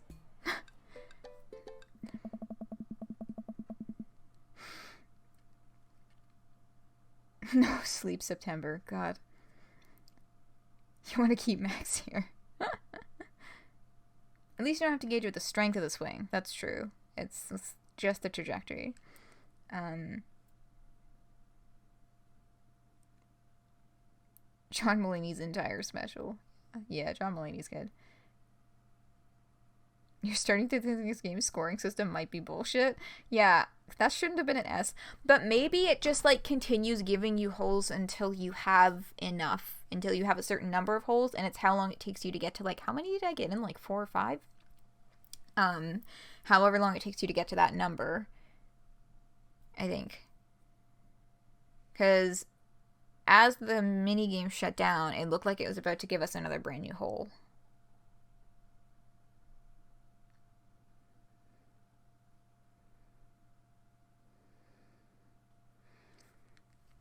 Amanda pulls me aside while Brian and Daisy start walking to the next hole. Hey, you having a good time? I'm having a great time. I'm having a fantastic time destroying Brian underfoot. I just asked because your eye is twitching. No, it's not. I feel my left eye twitch. Amanda raises her eyebrows. Oh my god. We're out here to have fun, remember? It's just a game. You're right, it's just a game. Game with extremely high stakes. A game we're currently winning. Dad! Please, Amanda. Please nail this next hole for me. We need to keep this streak going. If it's really that important to you, sure. Amanda walks over and tees up for a particularly hard windmill hole. Gripping her club, she winds up and launches the ball into the parking lot. She looks me right in the eye and does an exaggerated shrug. Oops. I disagree with her actions, but I appreciate her act of youthful defiance. She walks over and pats me on the back. That was for your own good. Love you, kiddo. Oh god, we're back. Fuck. Fucking shit. Fuck. Barely missed it. You've lost your ball. Oh my god. Fuck! You've lost your See, there's a time limit. It times out and then it auto launches. So, like, you have to just fucking go. Oh, I got it.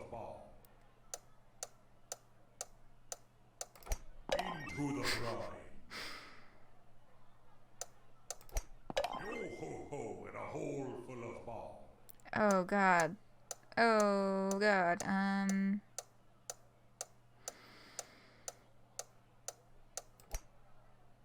Yo ho ho in a hole full of ball. Shit. Dead Oh, come men on. sing no mas. Oh, what the fuck? Nope. You've lost your ball. Oh, jeez.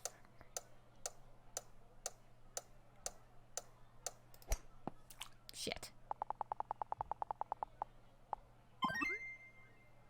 I still got an S. Okay.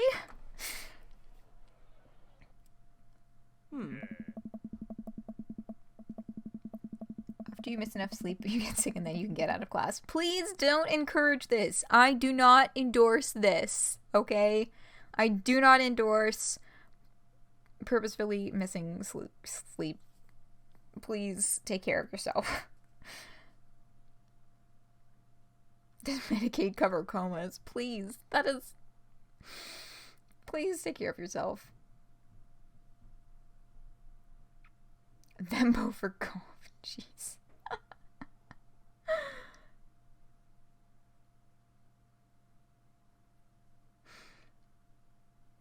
Giant skull made with ethically sourced human bones.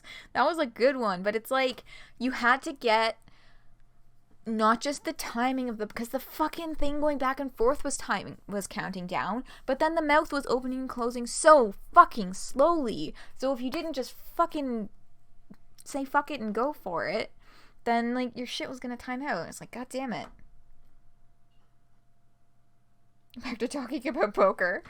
Oh jeez. I just want to make it clear that I don't endorse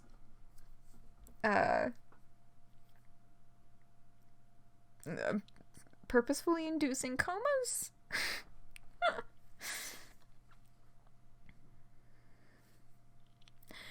I try to maintain an air of professionalism because there are children present, but confetti cannons are going off in my brain, and someone is placing a wreath around inner me with the words "Best Dad" emblazoned on it. Man, that was some good shooting there, Jake. Okay, I have bested you on the field of battle. Mini-golf is no joke, or mini-golf is beneath me. What are y'all thinking? I'm thinking mini-golf is no joke. Because the other two are... Pardon me. I don't know. They're towing line? Okay, we have one vote for bested on the field of battle. Any other opinions? Anyone else have any strong opinions on which option? Bested? Okay, 2 votes for bested.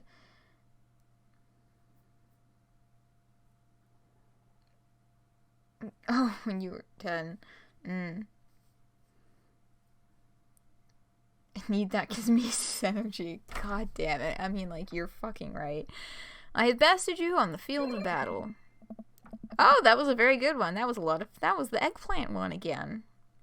That was the penis one. That was a good choice of dialogue option. And it felt good, Brian. It felt really good. Brian and I eyeball each other, electricity shooting between us. Arr, Daisy, did you have a good time? Yo ho ho, I did! We haven't even found the buried treasure yet. I think we would need to apply for a permit to dig around here. I can take Daisy home so we can get the city paperwork started for digging. You two go enjoy your night. Sounds like a plan. Jake, you cool with that?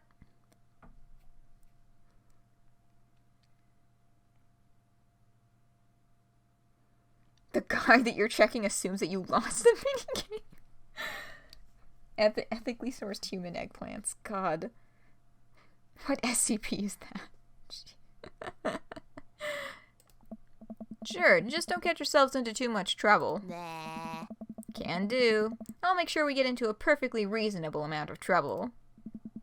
Amanda and Daisy skip away, yelling about buried treasure. Bless that kid's tiny, rebellious heart. Well, guess we should hit the bar now.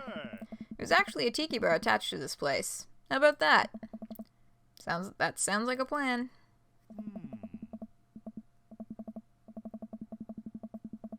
69. Fucking hell. Okay. So now we are finally alone with Brian. Brian and I walk into the Freaky Tiki, a kitschy island-themed bar. Palm trees adorn the walls, and several fake parrots are strewn about. Ukulele music plays softly in the background. Brian and I approach the bamboo bar. Guess I'm spending more time with Brian, which is a little more bearable since I won. Okay, I just gotta get my victory drink and get out of here. I think I already proved my superior dadness for the day.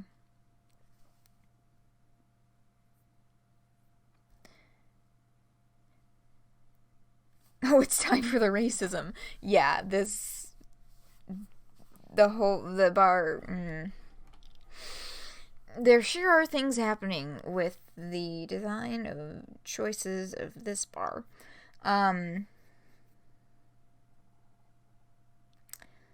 But yes, Max, I think that you are correct.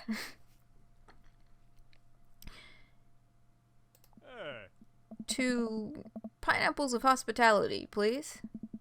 The bartender whips us up 2 rum drinks inside of hollowed-out pineapples. He sets them on fire, and we have to blow them out before we can drink them. Usually I just like to, I don't know, drink my drinks. If you don't want yours, I'll take it. I miss out on the taste of victory? I don't think so. I take a sip of my pineapple of hospitality. Victory tastes fruity. Let's talk about lawn maintenance. I'm very particular. No electric mowers for me. I hand cut everything with scissors. I also only water the lawn with bottled sparkling water. I just ran out, so you're gonna have to import some. Italian is preferred, but I'll settle for Icelandic if that's all you have.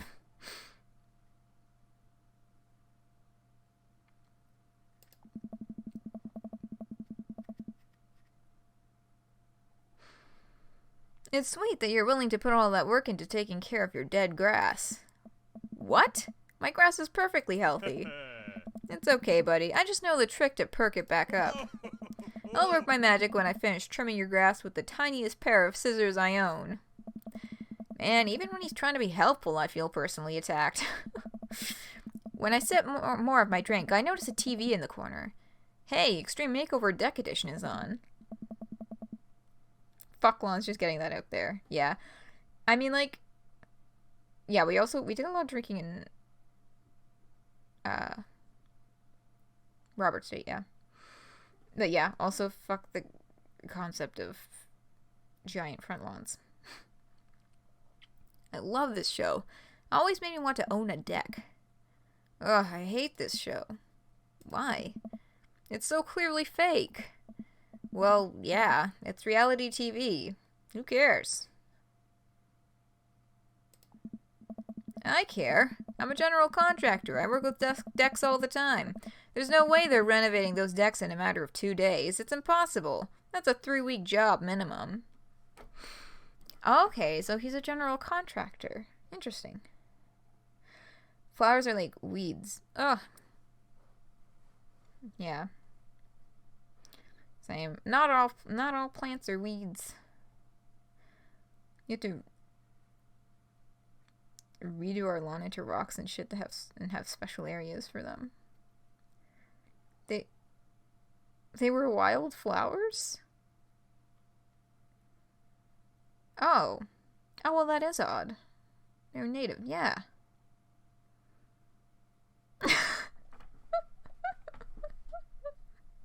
I know that wasn't intentional, but I'm also enjoying the juxtaposition of those two messages between Phoenix and Sneak Cat. Dandelions weren't actually weeds with the biggest problem in your life. Yeah, I know, right? Like, dandelions are actually, like, they do spread very quickly, you know, which is why they're generally thought of as weeds, but, like, they're not, like, bad. They're actually edible.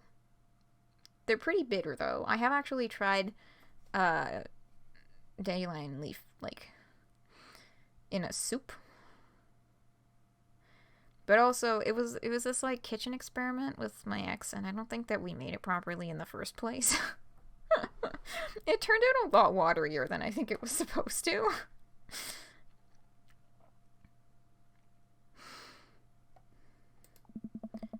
So you want them to cover this 3 weeks extensively in every episode? It can't be that interesting to watch a bunch of dudes slave over a deck for that long. Nobody would watch it. I don't like any of those home improvement shows. I want to watch stuff that's real. Like Long Haul Paranormal Ice Road Ghost Trekkers. I have terrible news for you, Jake. No, not them, too.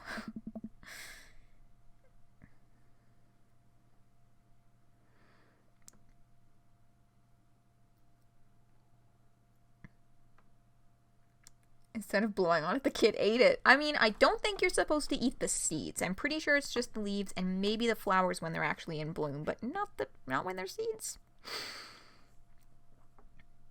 Yeah, dandelions are the poofy blowy ones with yellow flowers.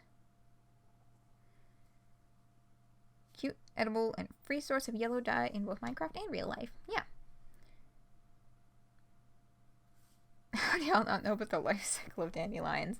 Hey, let's not be judgy here. Look, there's only one kind of dandelion, and they grow, they yellow flower, they close up, they turn into seeds, and then they open again as the puffy, floofy ones.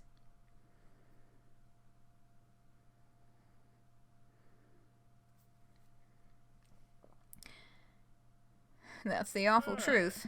Not the ghosts, though. Those are real. Trucks just don't have emergency escape buttons. I've been lied to for so long. We both chuckle and sip on our pineapples. So, wait, you're a general contractor? Sure am. I actually helped plan the cul-de-sac we live in. Oh, that's nice. Wow, nice work. Yeah, I kinda took after the footsteps of my old man. He was a general contractor too? The best. He practically built half this town with his bare hands. It's weird how you spend your whole life trying to not become your father, and then you wake up one day, and there you are. But I get to work with my hands, and it pays more than enough to take care of my daughter, so it's an absolute dream job. For me, at least.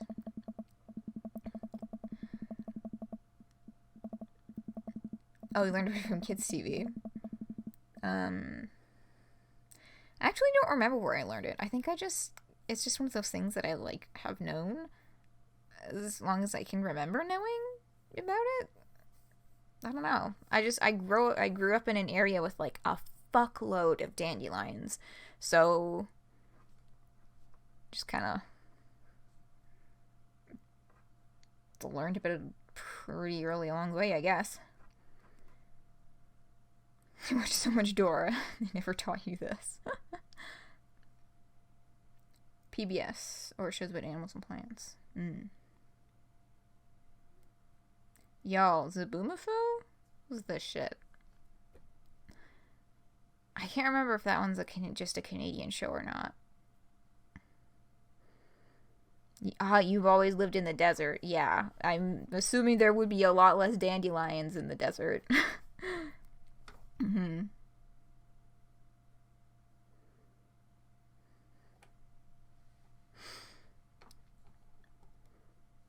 Well, that's impressive. Building stuff has always been my weak point as a dad, and I've been okay with that until now. Now I must defeat him. Jake, no, just chill the fuck out. I do have that patio furniture that I haven't put together still sitting in the garage. Okay, maybe I should cool it with a dad competition. Gotta keep it light. Yes, thank you. Used to grab the tallest ones you could find and take them home. Oh, that's cute. Yeah. I used to make bouquets of them all the time and then, like, give them to people and stuff.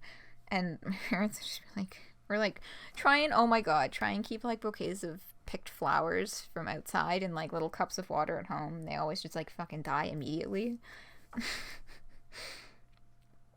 You live in the Northeast.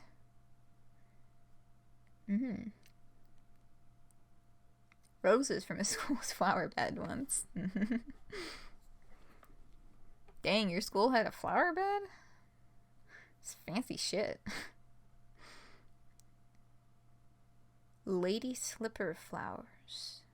I don't think I've heard that name before. Is that more of like a regional flower? I don't think I know what those ones would look like. Or is it like a nickname for another thing that has a more common name?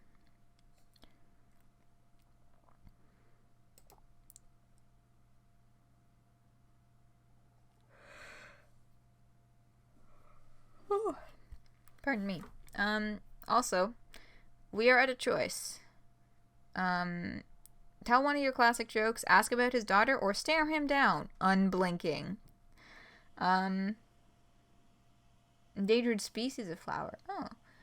When you were trying to plant a sunflower seed in the PE area, some kid dug it up and said we weren't supposed to, and you were mad. Oh, I was in kindergarten. Oh, that's fucking adorable. Oh my god. Ask about daughter? Okay, 1 vote for daughter, 1 vote for jokes. Any other votes? Anyone else want to cast a vote? Whose opinion are we missing here? There's at least 2 people who haven't. Phoenix and Sneak Cat. That's it. Do either of y'all have an opinion? Oh wait, you just said jokes, but just know I want to say stare him down. Yeah, I'm a little biased against that one. We have 2 votes for joke. Yeah. Dude, planting the flowers reminds me when I think I might have told this story on stream before, when I was in 12th grade. For, like, senior prank or whatever, which is not even a tradition in my school. I don't know what the fuck these guys were thinking. A bunch of people from the fucking football team thought it would be a hilarious prank to, like, plant trillium seeds in one of the football fields. Because we had, like, 2 small fields out behind our school, and then one that was like the big one with like the track around it. You're not voting. Oh, right. Fuck, you said that already. And because the thing with being in Ontario, right? So Trillium is the flower of Ontario. And if you see a Trillium, it is illegal to pick it. And it's also, or like cut it down, mow over it, anything. So they were basically just like, senior prank, let's fucking put one of our football fields out of use. And like this shit wouldn't even pay off until years after they'd graduated because the flowers would have to grow. It was so fucking dumb. And then they found out that again, because Trillium is the fucking flower of Ontario and shit, it's really hard to get the hands on the seeds. So they ended up not doing anything, which is good, because that was the stupidest fucking idea. God. Planted bamboo. God. Okay, so we're gonna tell a joke? Yeah. Tell one of your classic jokes. Okay, that was a good one. So, a three-legged dog walks into a bar. And he goes up to the bartender and says, "I'm looking for the man who shot my leg." Is that how it goes? Nope, but I refuse to admit it. Yes, it's one of those anti-jokes. It's very avant-garde, you know? God. Bamboo grows in like a week. Oh, that's interesting. I didn't know that. Oh, so it was supposed to not be funny? God fucking damn it. Sure. I take a long sip of my drink. This is not going great. See? We can keep things friendly here. This is perfectly pleasant. I can do this all night. Because I feel an innate need to impress Brian and prove I'm better than him, obviously. That's the only reason, I think. Let's keep it moving. Oh, God. Okay, 3 new ones. Ask about his dog, complain about kids these days, or compliment his beard. Top or bottom, I absolutely refuse to click on the middle one. Your school's senior pranks were tamer than that, mostly just putting stupid old music videos on TVs. You know what? They didn't even end up doing anything. The fucking assholes in my graduating class just... No, not everyone in my graduating class was assholes. There are actually a lot of decent people in there. But specifically the people who decided that the Trillium thing was a good idea were just... But anyway.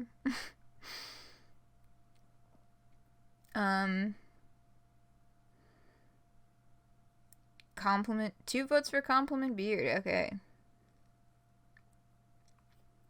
Their iPhones and their Mi Pods. Okay. Compliment his beard. Ooh, that was a very good reaction. Your beard is nice. It looks very healthy. Thanks, I grew it myself. God. Hey, you're not allowed to dad joke another dad. Is this how our daughters feel all the time? I'm upset. Your lesbian opinion, Brian's hairiness is his best feature. Hi, upset. I'm dad. No! I mean, you walk right into that one. That's dad joke 101. Listen, buddy, I took dad joke 101 years ago. I'm in the 400 level class and well on my way to a degree in fart humor. Wow, Amanda must be so proud. She is not. I look around the room and take in all the kishy decor, looking for something else to comment on. There's a gigantic fish hanging above Brian and I. I gesture at it. Cool fish. It's definitely fake. Really? Everything in here is fake. That palm tree over there is just a ficus with plastic coconuts glued to it. I look over. He's right. Yeah, we're getting a lot of the eggplants from this guy. We are Casanova or Brian is very horny.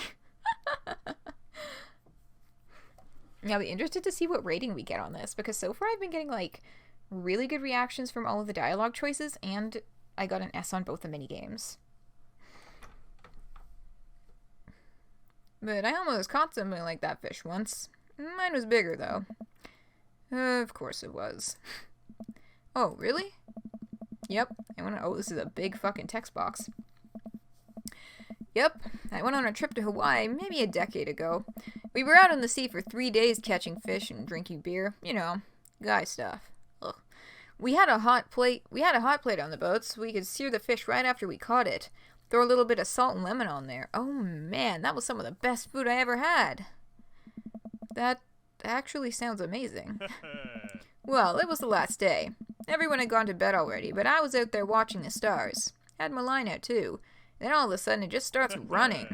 So I jump on the reel before it gets ripped out of the rod rack and start fighting with the damn thing.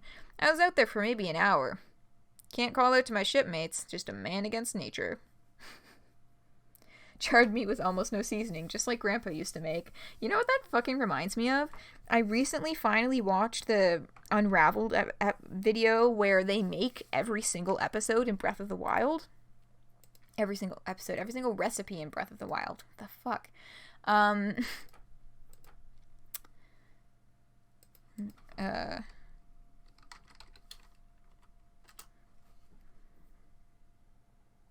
Meat or dandy?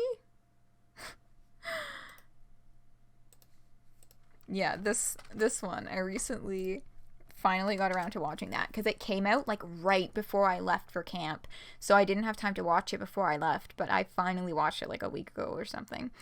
But that's just like charred meat with almost no seasoning. That's what that reminded me of. Oh, the fucking fruitcake looked... Oh, God.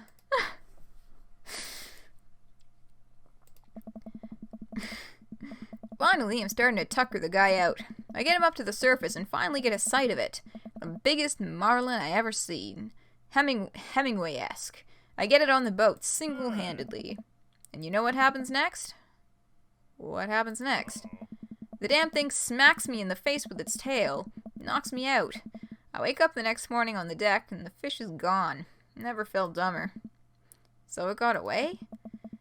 I think there's another version of me that would have spent the rest of my life trying to catch that fish Captain Ahab style. I'm sure Daisy would be supportive. Ah man, fishing's the life. I haven't got enough lately. Why did they use carrots as every vegetable? It's the least good vegetable? I mean, that's debatable. I think that carrots are decent. But I suppose... I don't know.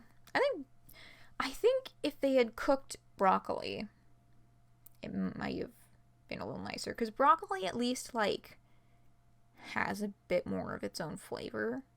And I know that it's a divisive food. I think that broccoli is nice. Brian is a man of culture. Yeah. Wake up in the morning feeling like P. Diddy. Wow. It has been a long time since I've heard that song. Kindergarten, you didn't know that you needed glasses, but you couldn't see the board from the front row. Oh no! You go fishing? Actually, I have a confession to make.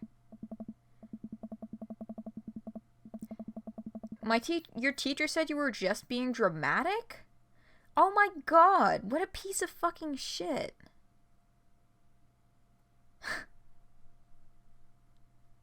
What fucking... Oh my god. Okay, so snack that day was baby carrots. I'm interested. Carrots make your eyes better. Oh my god, right. That's the thing that they always say. Carrots make your eyes better. I used to joke everyone in my family had glasses except for me until I was like 18. And I used to joke that it was because I ate so many carrots because I was such a picky eater that carrots was one of the only vegetables I would actually eat. So I had them with like just about every fucking dinner.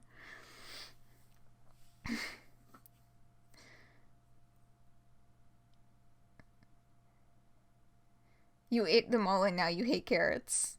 Okay, that's... God, you're so fucking valid, Phoenix. Oh, dear. Yeah, no, I remember when that was like, thing. Next week you came back with glasses. Yeah. Did you get to fucking shove it in that asshole teacher's face? Holy cow. Like, I don't, like, as someone, like, y'all know I've talked about how I work with kids a bajillion times. And, like, kindergarten, you didn't have the capacity. Yeah, I know. But, like, I literally cannot imagine saying that to any child. Being like, oh, you're just being dramatic. Or any bullshit like that. I cannot, in my wildest fucking imagination, picture a scenario where I'd be like, oh, you're just being dramatic. And then, like, completely blow off a kid's concerns. Like, oh my god.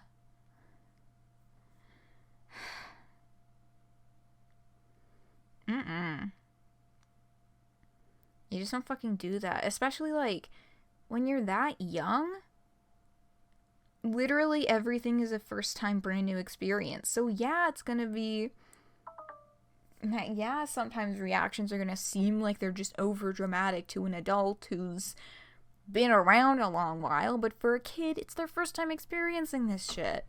So, you know, yeah, maybe they're gonna freak out about it a little more than you would. It makes fucking sense. God.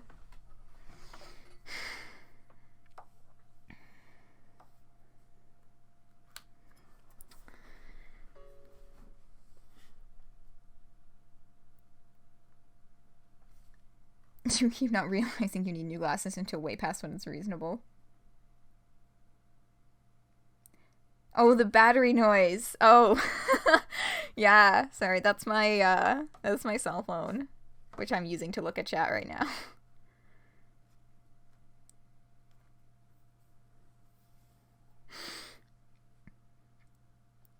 Okay. Oh my god. Okay, continue telling your story, Phoenix. I just need to actually continue playing the game as well. Wait, what am I doing? Why am I having this inexplicable urge to be vulnerable with him? I can't tell him I'm terrible at fishing. I lean in close. Oh god. Okay, so now we have to decide whether or not to... Okay, we're not even deciding whether or not to lie. We're deciding how much we're gonna fucking... which way that we're going to lie. There's no option to not lie.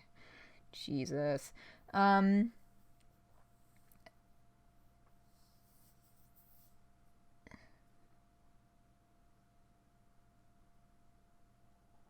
let's not do personal named callouts here. Okay? Let's not do some actual named callouts. Thank you. But, yeah.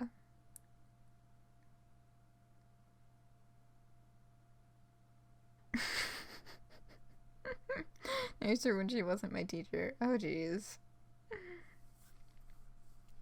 Okay, how are we lying? I'm amazing at fishing, I'm the best at fishing, or no one can outfish me. I honestly don't think which one we choose matters.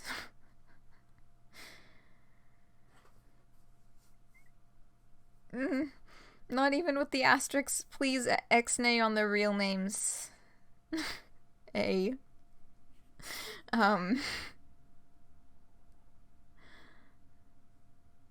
First grade teacher is very nice.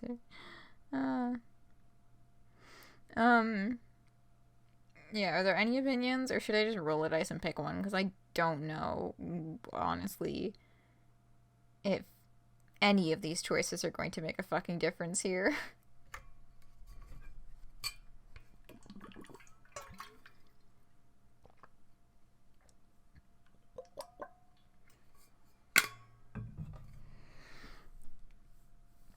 Where's my dice? Oh, here they are. Roll for it? Yeah. Okay. Hate and love school. Yeah, I had that relationship with it too. I'm in university, but I mean, I'm in the mindset of thinking about, like, being in elementary school. Okay. 2. Option number 2. I am the best at fishing. I'm simply the best out there. Okay, since you're such a pro, I'm taking you fishing. You want to go fishing? Wait, don't answer that. Yes, you do. We're going fishing. Oh, no. Jake, where the fuck did you think this was gonna go? Oh, I don't know. Come on, it'll be a blast. I know the perfect little fishing spot. I'll bring some beers, we can just sit back and reel in some trout. Bring the kids with us. Come on, you know you want to. I sigh. I've been cornered. Yeah, okay. Brian gives me an exuberant high five. Yes, maybe we'll see who can catch the most fish, so I can get you mowing my lawn. You can try to beat me, but they don't call me Jake good at catching fish English for nothing.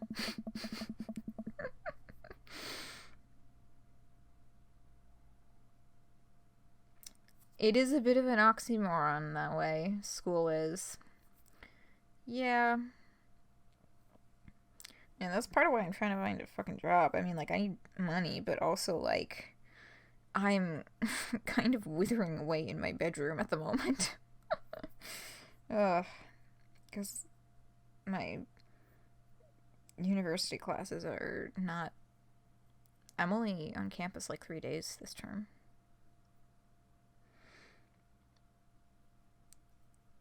Jake would definitely know how to fish. I mean, yeah, like, he would probably subsisted on fish.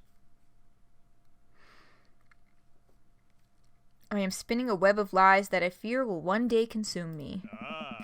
Sounds like it'll be a scrap.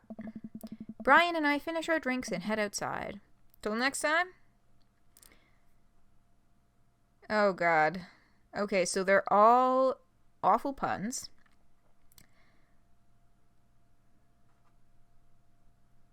You want to work at a Blockbuster? Yeah, man.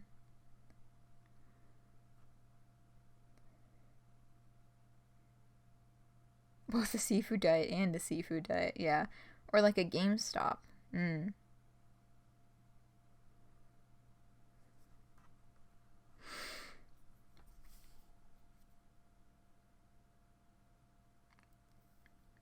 Top option, make the obvious joke in everything.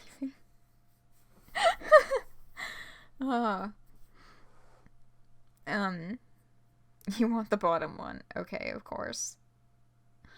Of course. Yeah, I'm searching for retail work at the moment. I wish I could do before and after school programs, because there's a lot of them, and I like working with kids, but with the way my class schedule is, they'd probably want someone who would be able to do all 5 days, and I can't do that with my class schedule. Woo! Where did I go?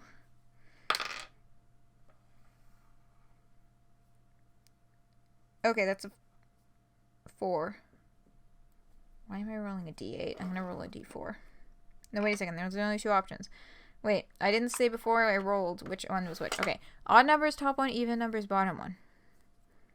And I'm gonna roll again now that I have defined the rules. Oh, whoops, I dropped it. Oh, that's an 8. Okay, I guess we're telling Brian to kiss our ass. Kiss my ass, Brian. Gladly. Oh, he sure hated that. Brian extends his hand and gives me a friendly but firm handshake. I see that competitive fire in his eyes. This is gonna become a whole thing, isn't it?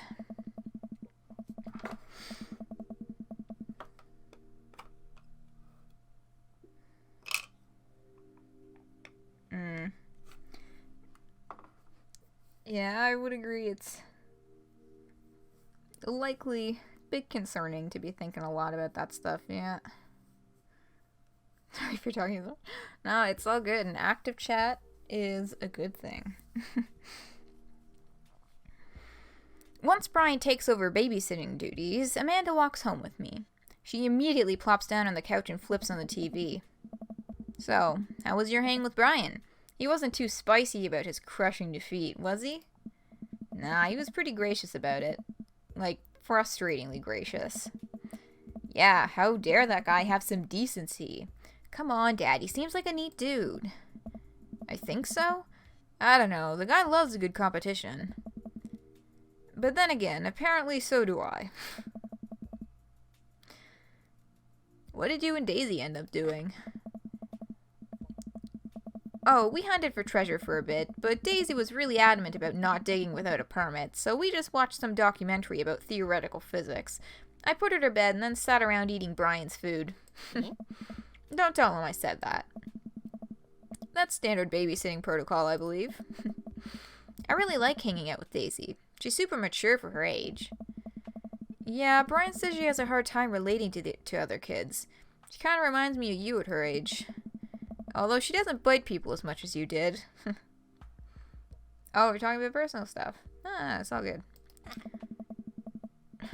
I can't believe I'm finally the cool older kid. Feels good. You gonna hang out with Brian again?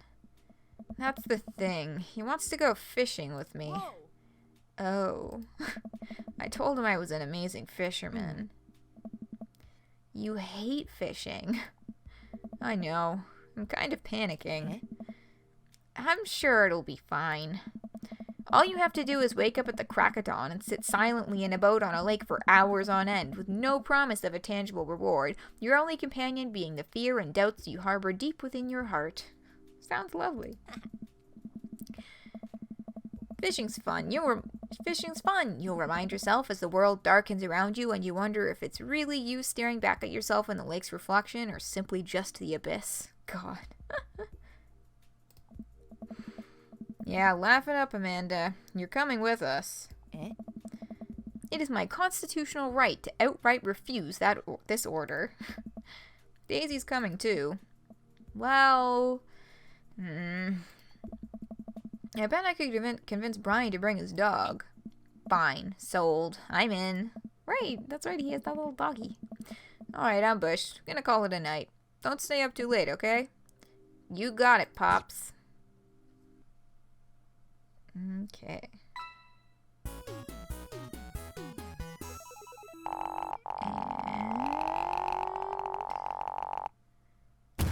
Hey! Couldn't have done it better myself. Yay! How do people think about the future without, like,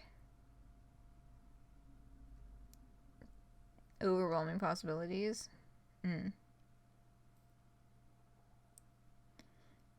Yeah, it can be pretty freaky. Yeah.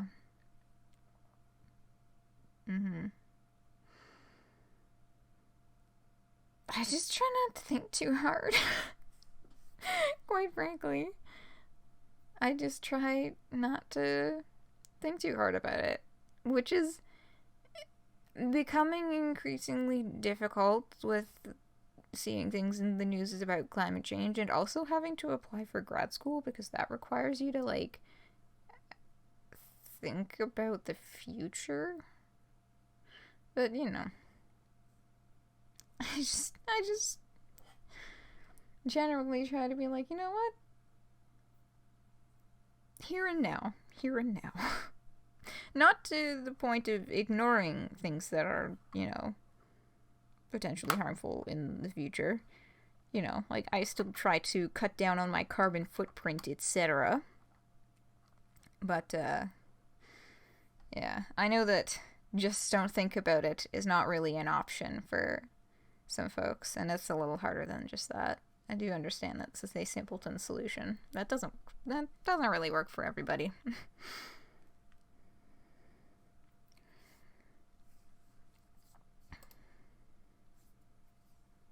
Welcome. Oh, the achievement for Brian is called Soft Boy. That's a fake Amazon logo. That's like a dad company or something. God damn it. Okay, let's save.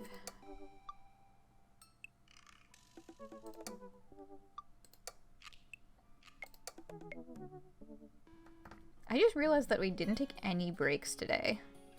I just kind of motored into the date because I thought we were going to go way over time. And we are! It's 1:30.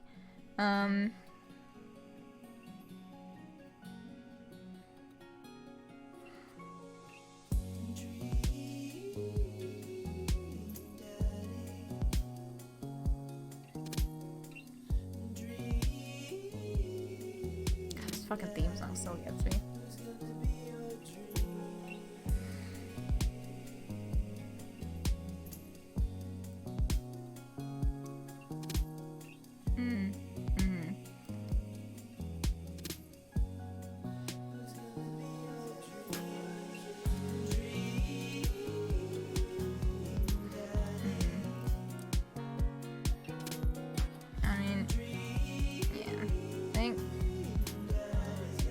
tossing a lot of thoughts out there. Maybe if you got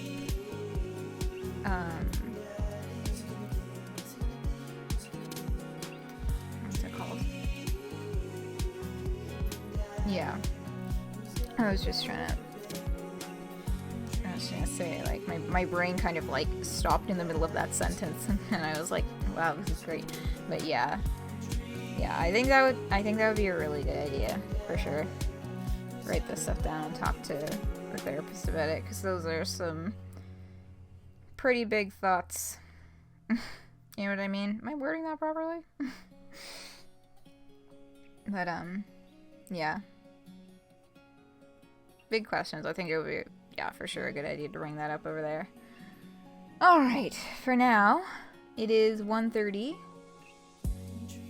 and we are done for the day. So, being that this is now weekend streams, you do not have to wait a whole nother week for the next Dream Daddy stream. We are going to do the date with Hugo tomorrow.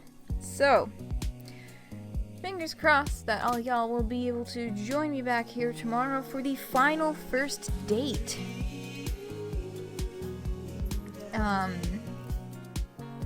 Yeah. Hugo is the only one left. I am interested to learn a little more about Hugo, because we've only really seen a little bit of Hugo outside of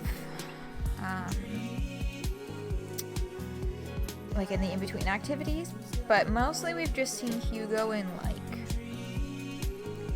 either teacher mode or I'm exasperated with my son mode. So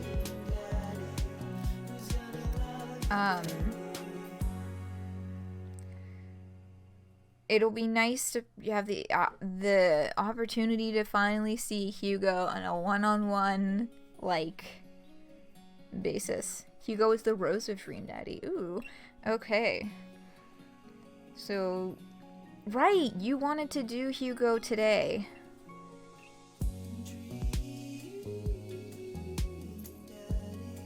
So his son must be Roxy. Oh dear. But that's science. God, that just made me think about that fucking. And I watched a little bit of Aisha streaming Undertale, and it just makes me think of that bear in Snowden. So that's politics. Oh, that's science. Oh my goodness. I need to go to bed. Alright. Have a wonderful rest of your day, whatever you may be getting up to. I hope that y'all also have a wonderful day throughout the day tomorrow, and hopefully we will meet again. Same time, same place. Dream Daddy. Hopefully won't have to spend an entire half hour on Hosa Community News again. That bear is your favorite? That's like, yeah, is a good fucking bear. Getting to sleeping, hopefully. Yes. Me as well, me as well. I've been having some trouble getting to sleep lately. But, hopefully I'll just hit the pillow and knock the fuck out, because I keep yawning. Okay. Oh, and YouTube uploads. I know that I haven't uploaded the 9th stream, like part 9 yet. If anyone has any ideas what the fuck to call it, that's kind of the only part that's stopping me up. It's like, I don't know what to call it.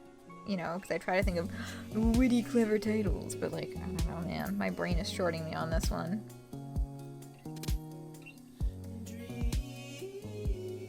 Oh yes, I have seen the Unraveled video about OSHA violations. That was fucking great. That was a really good one. Okay. Actually, I'm probably gonna end up watching a little bit of YouTube after this. I've been trying to get caught up on my subscriptions since I got way behind after being offline for like a month.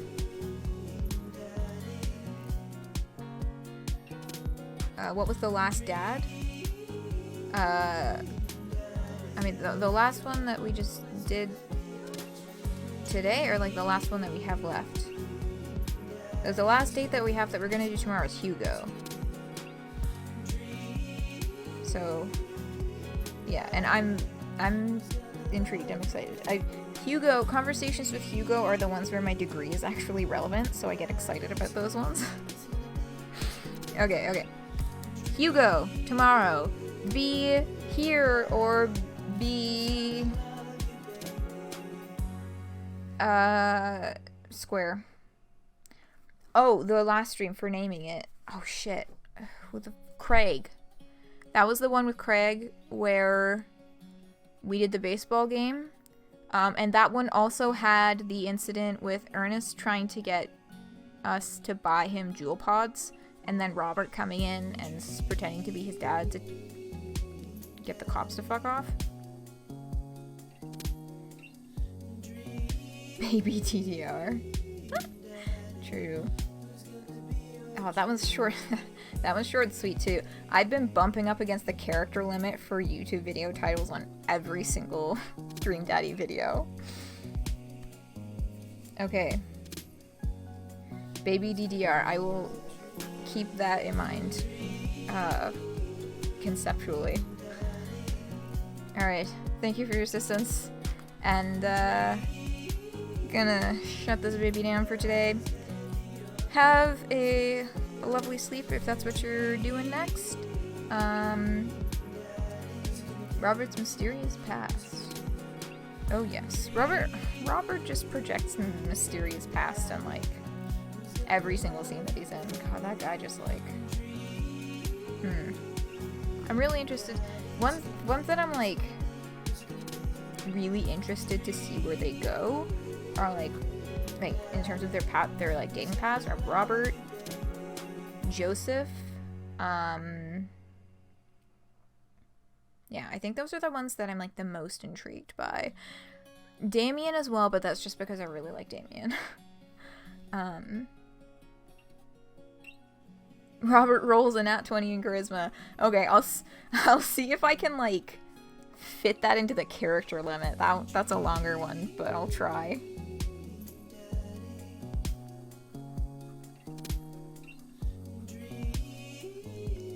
Okay. Alright, I will try and workshop something with both of those concepts. And hopefully I will be able to upload part 9 tomorrow. Alright. Thank you for brainstorming with me. I will see you all tomorrow evening. For now, that is good night.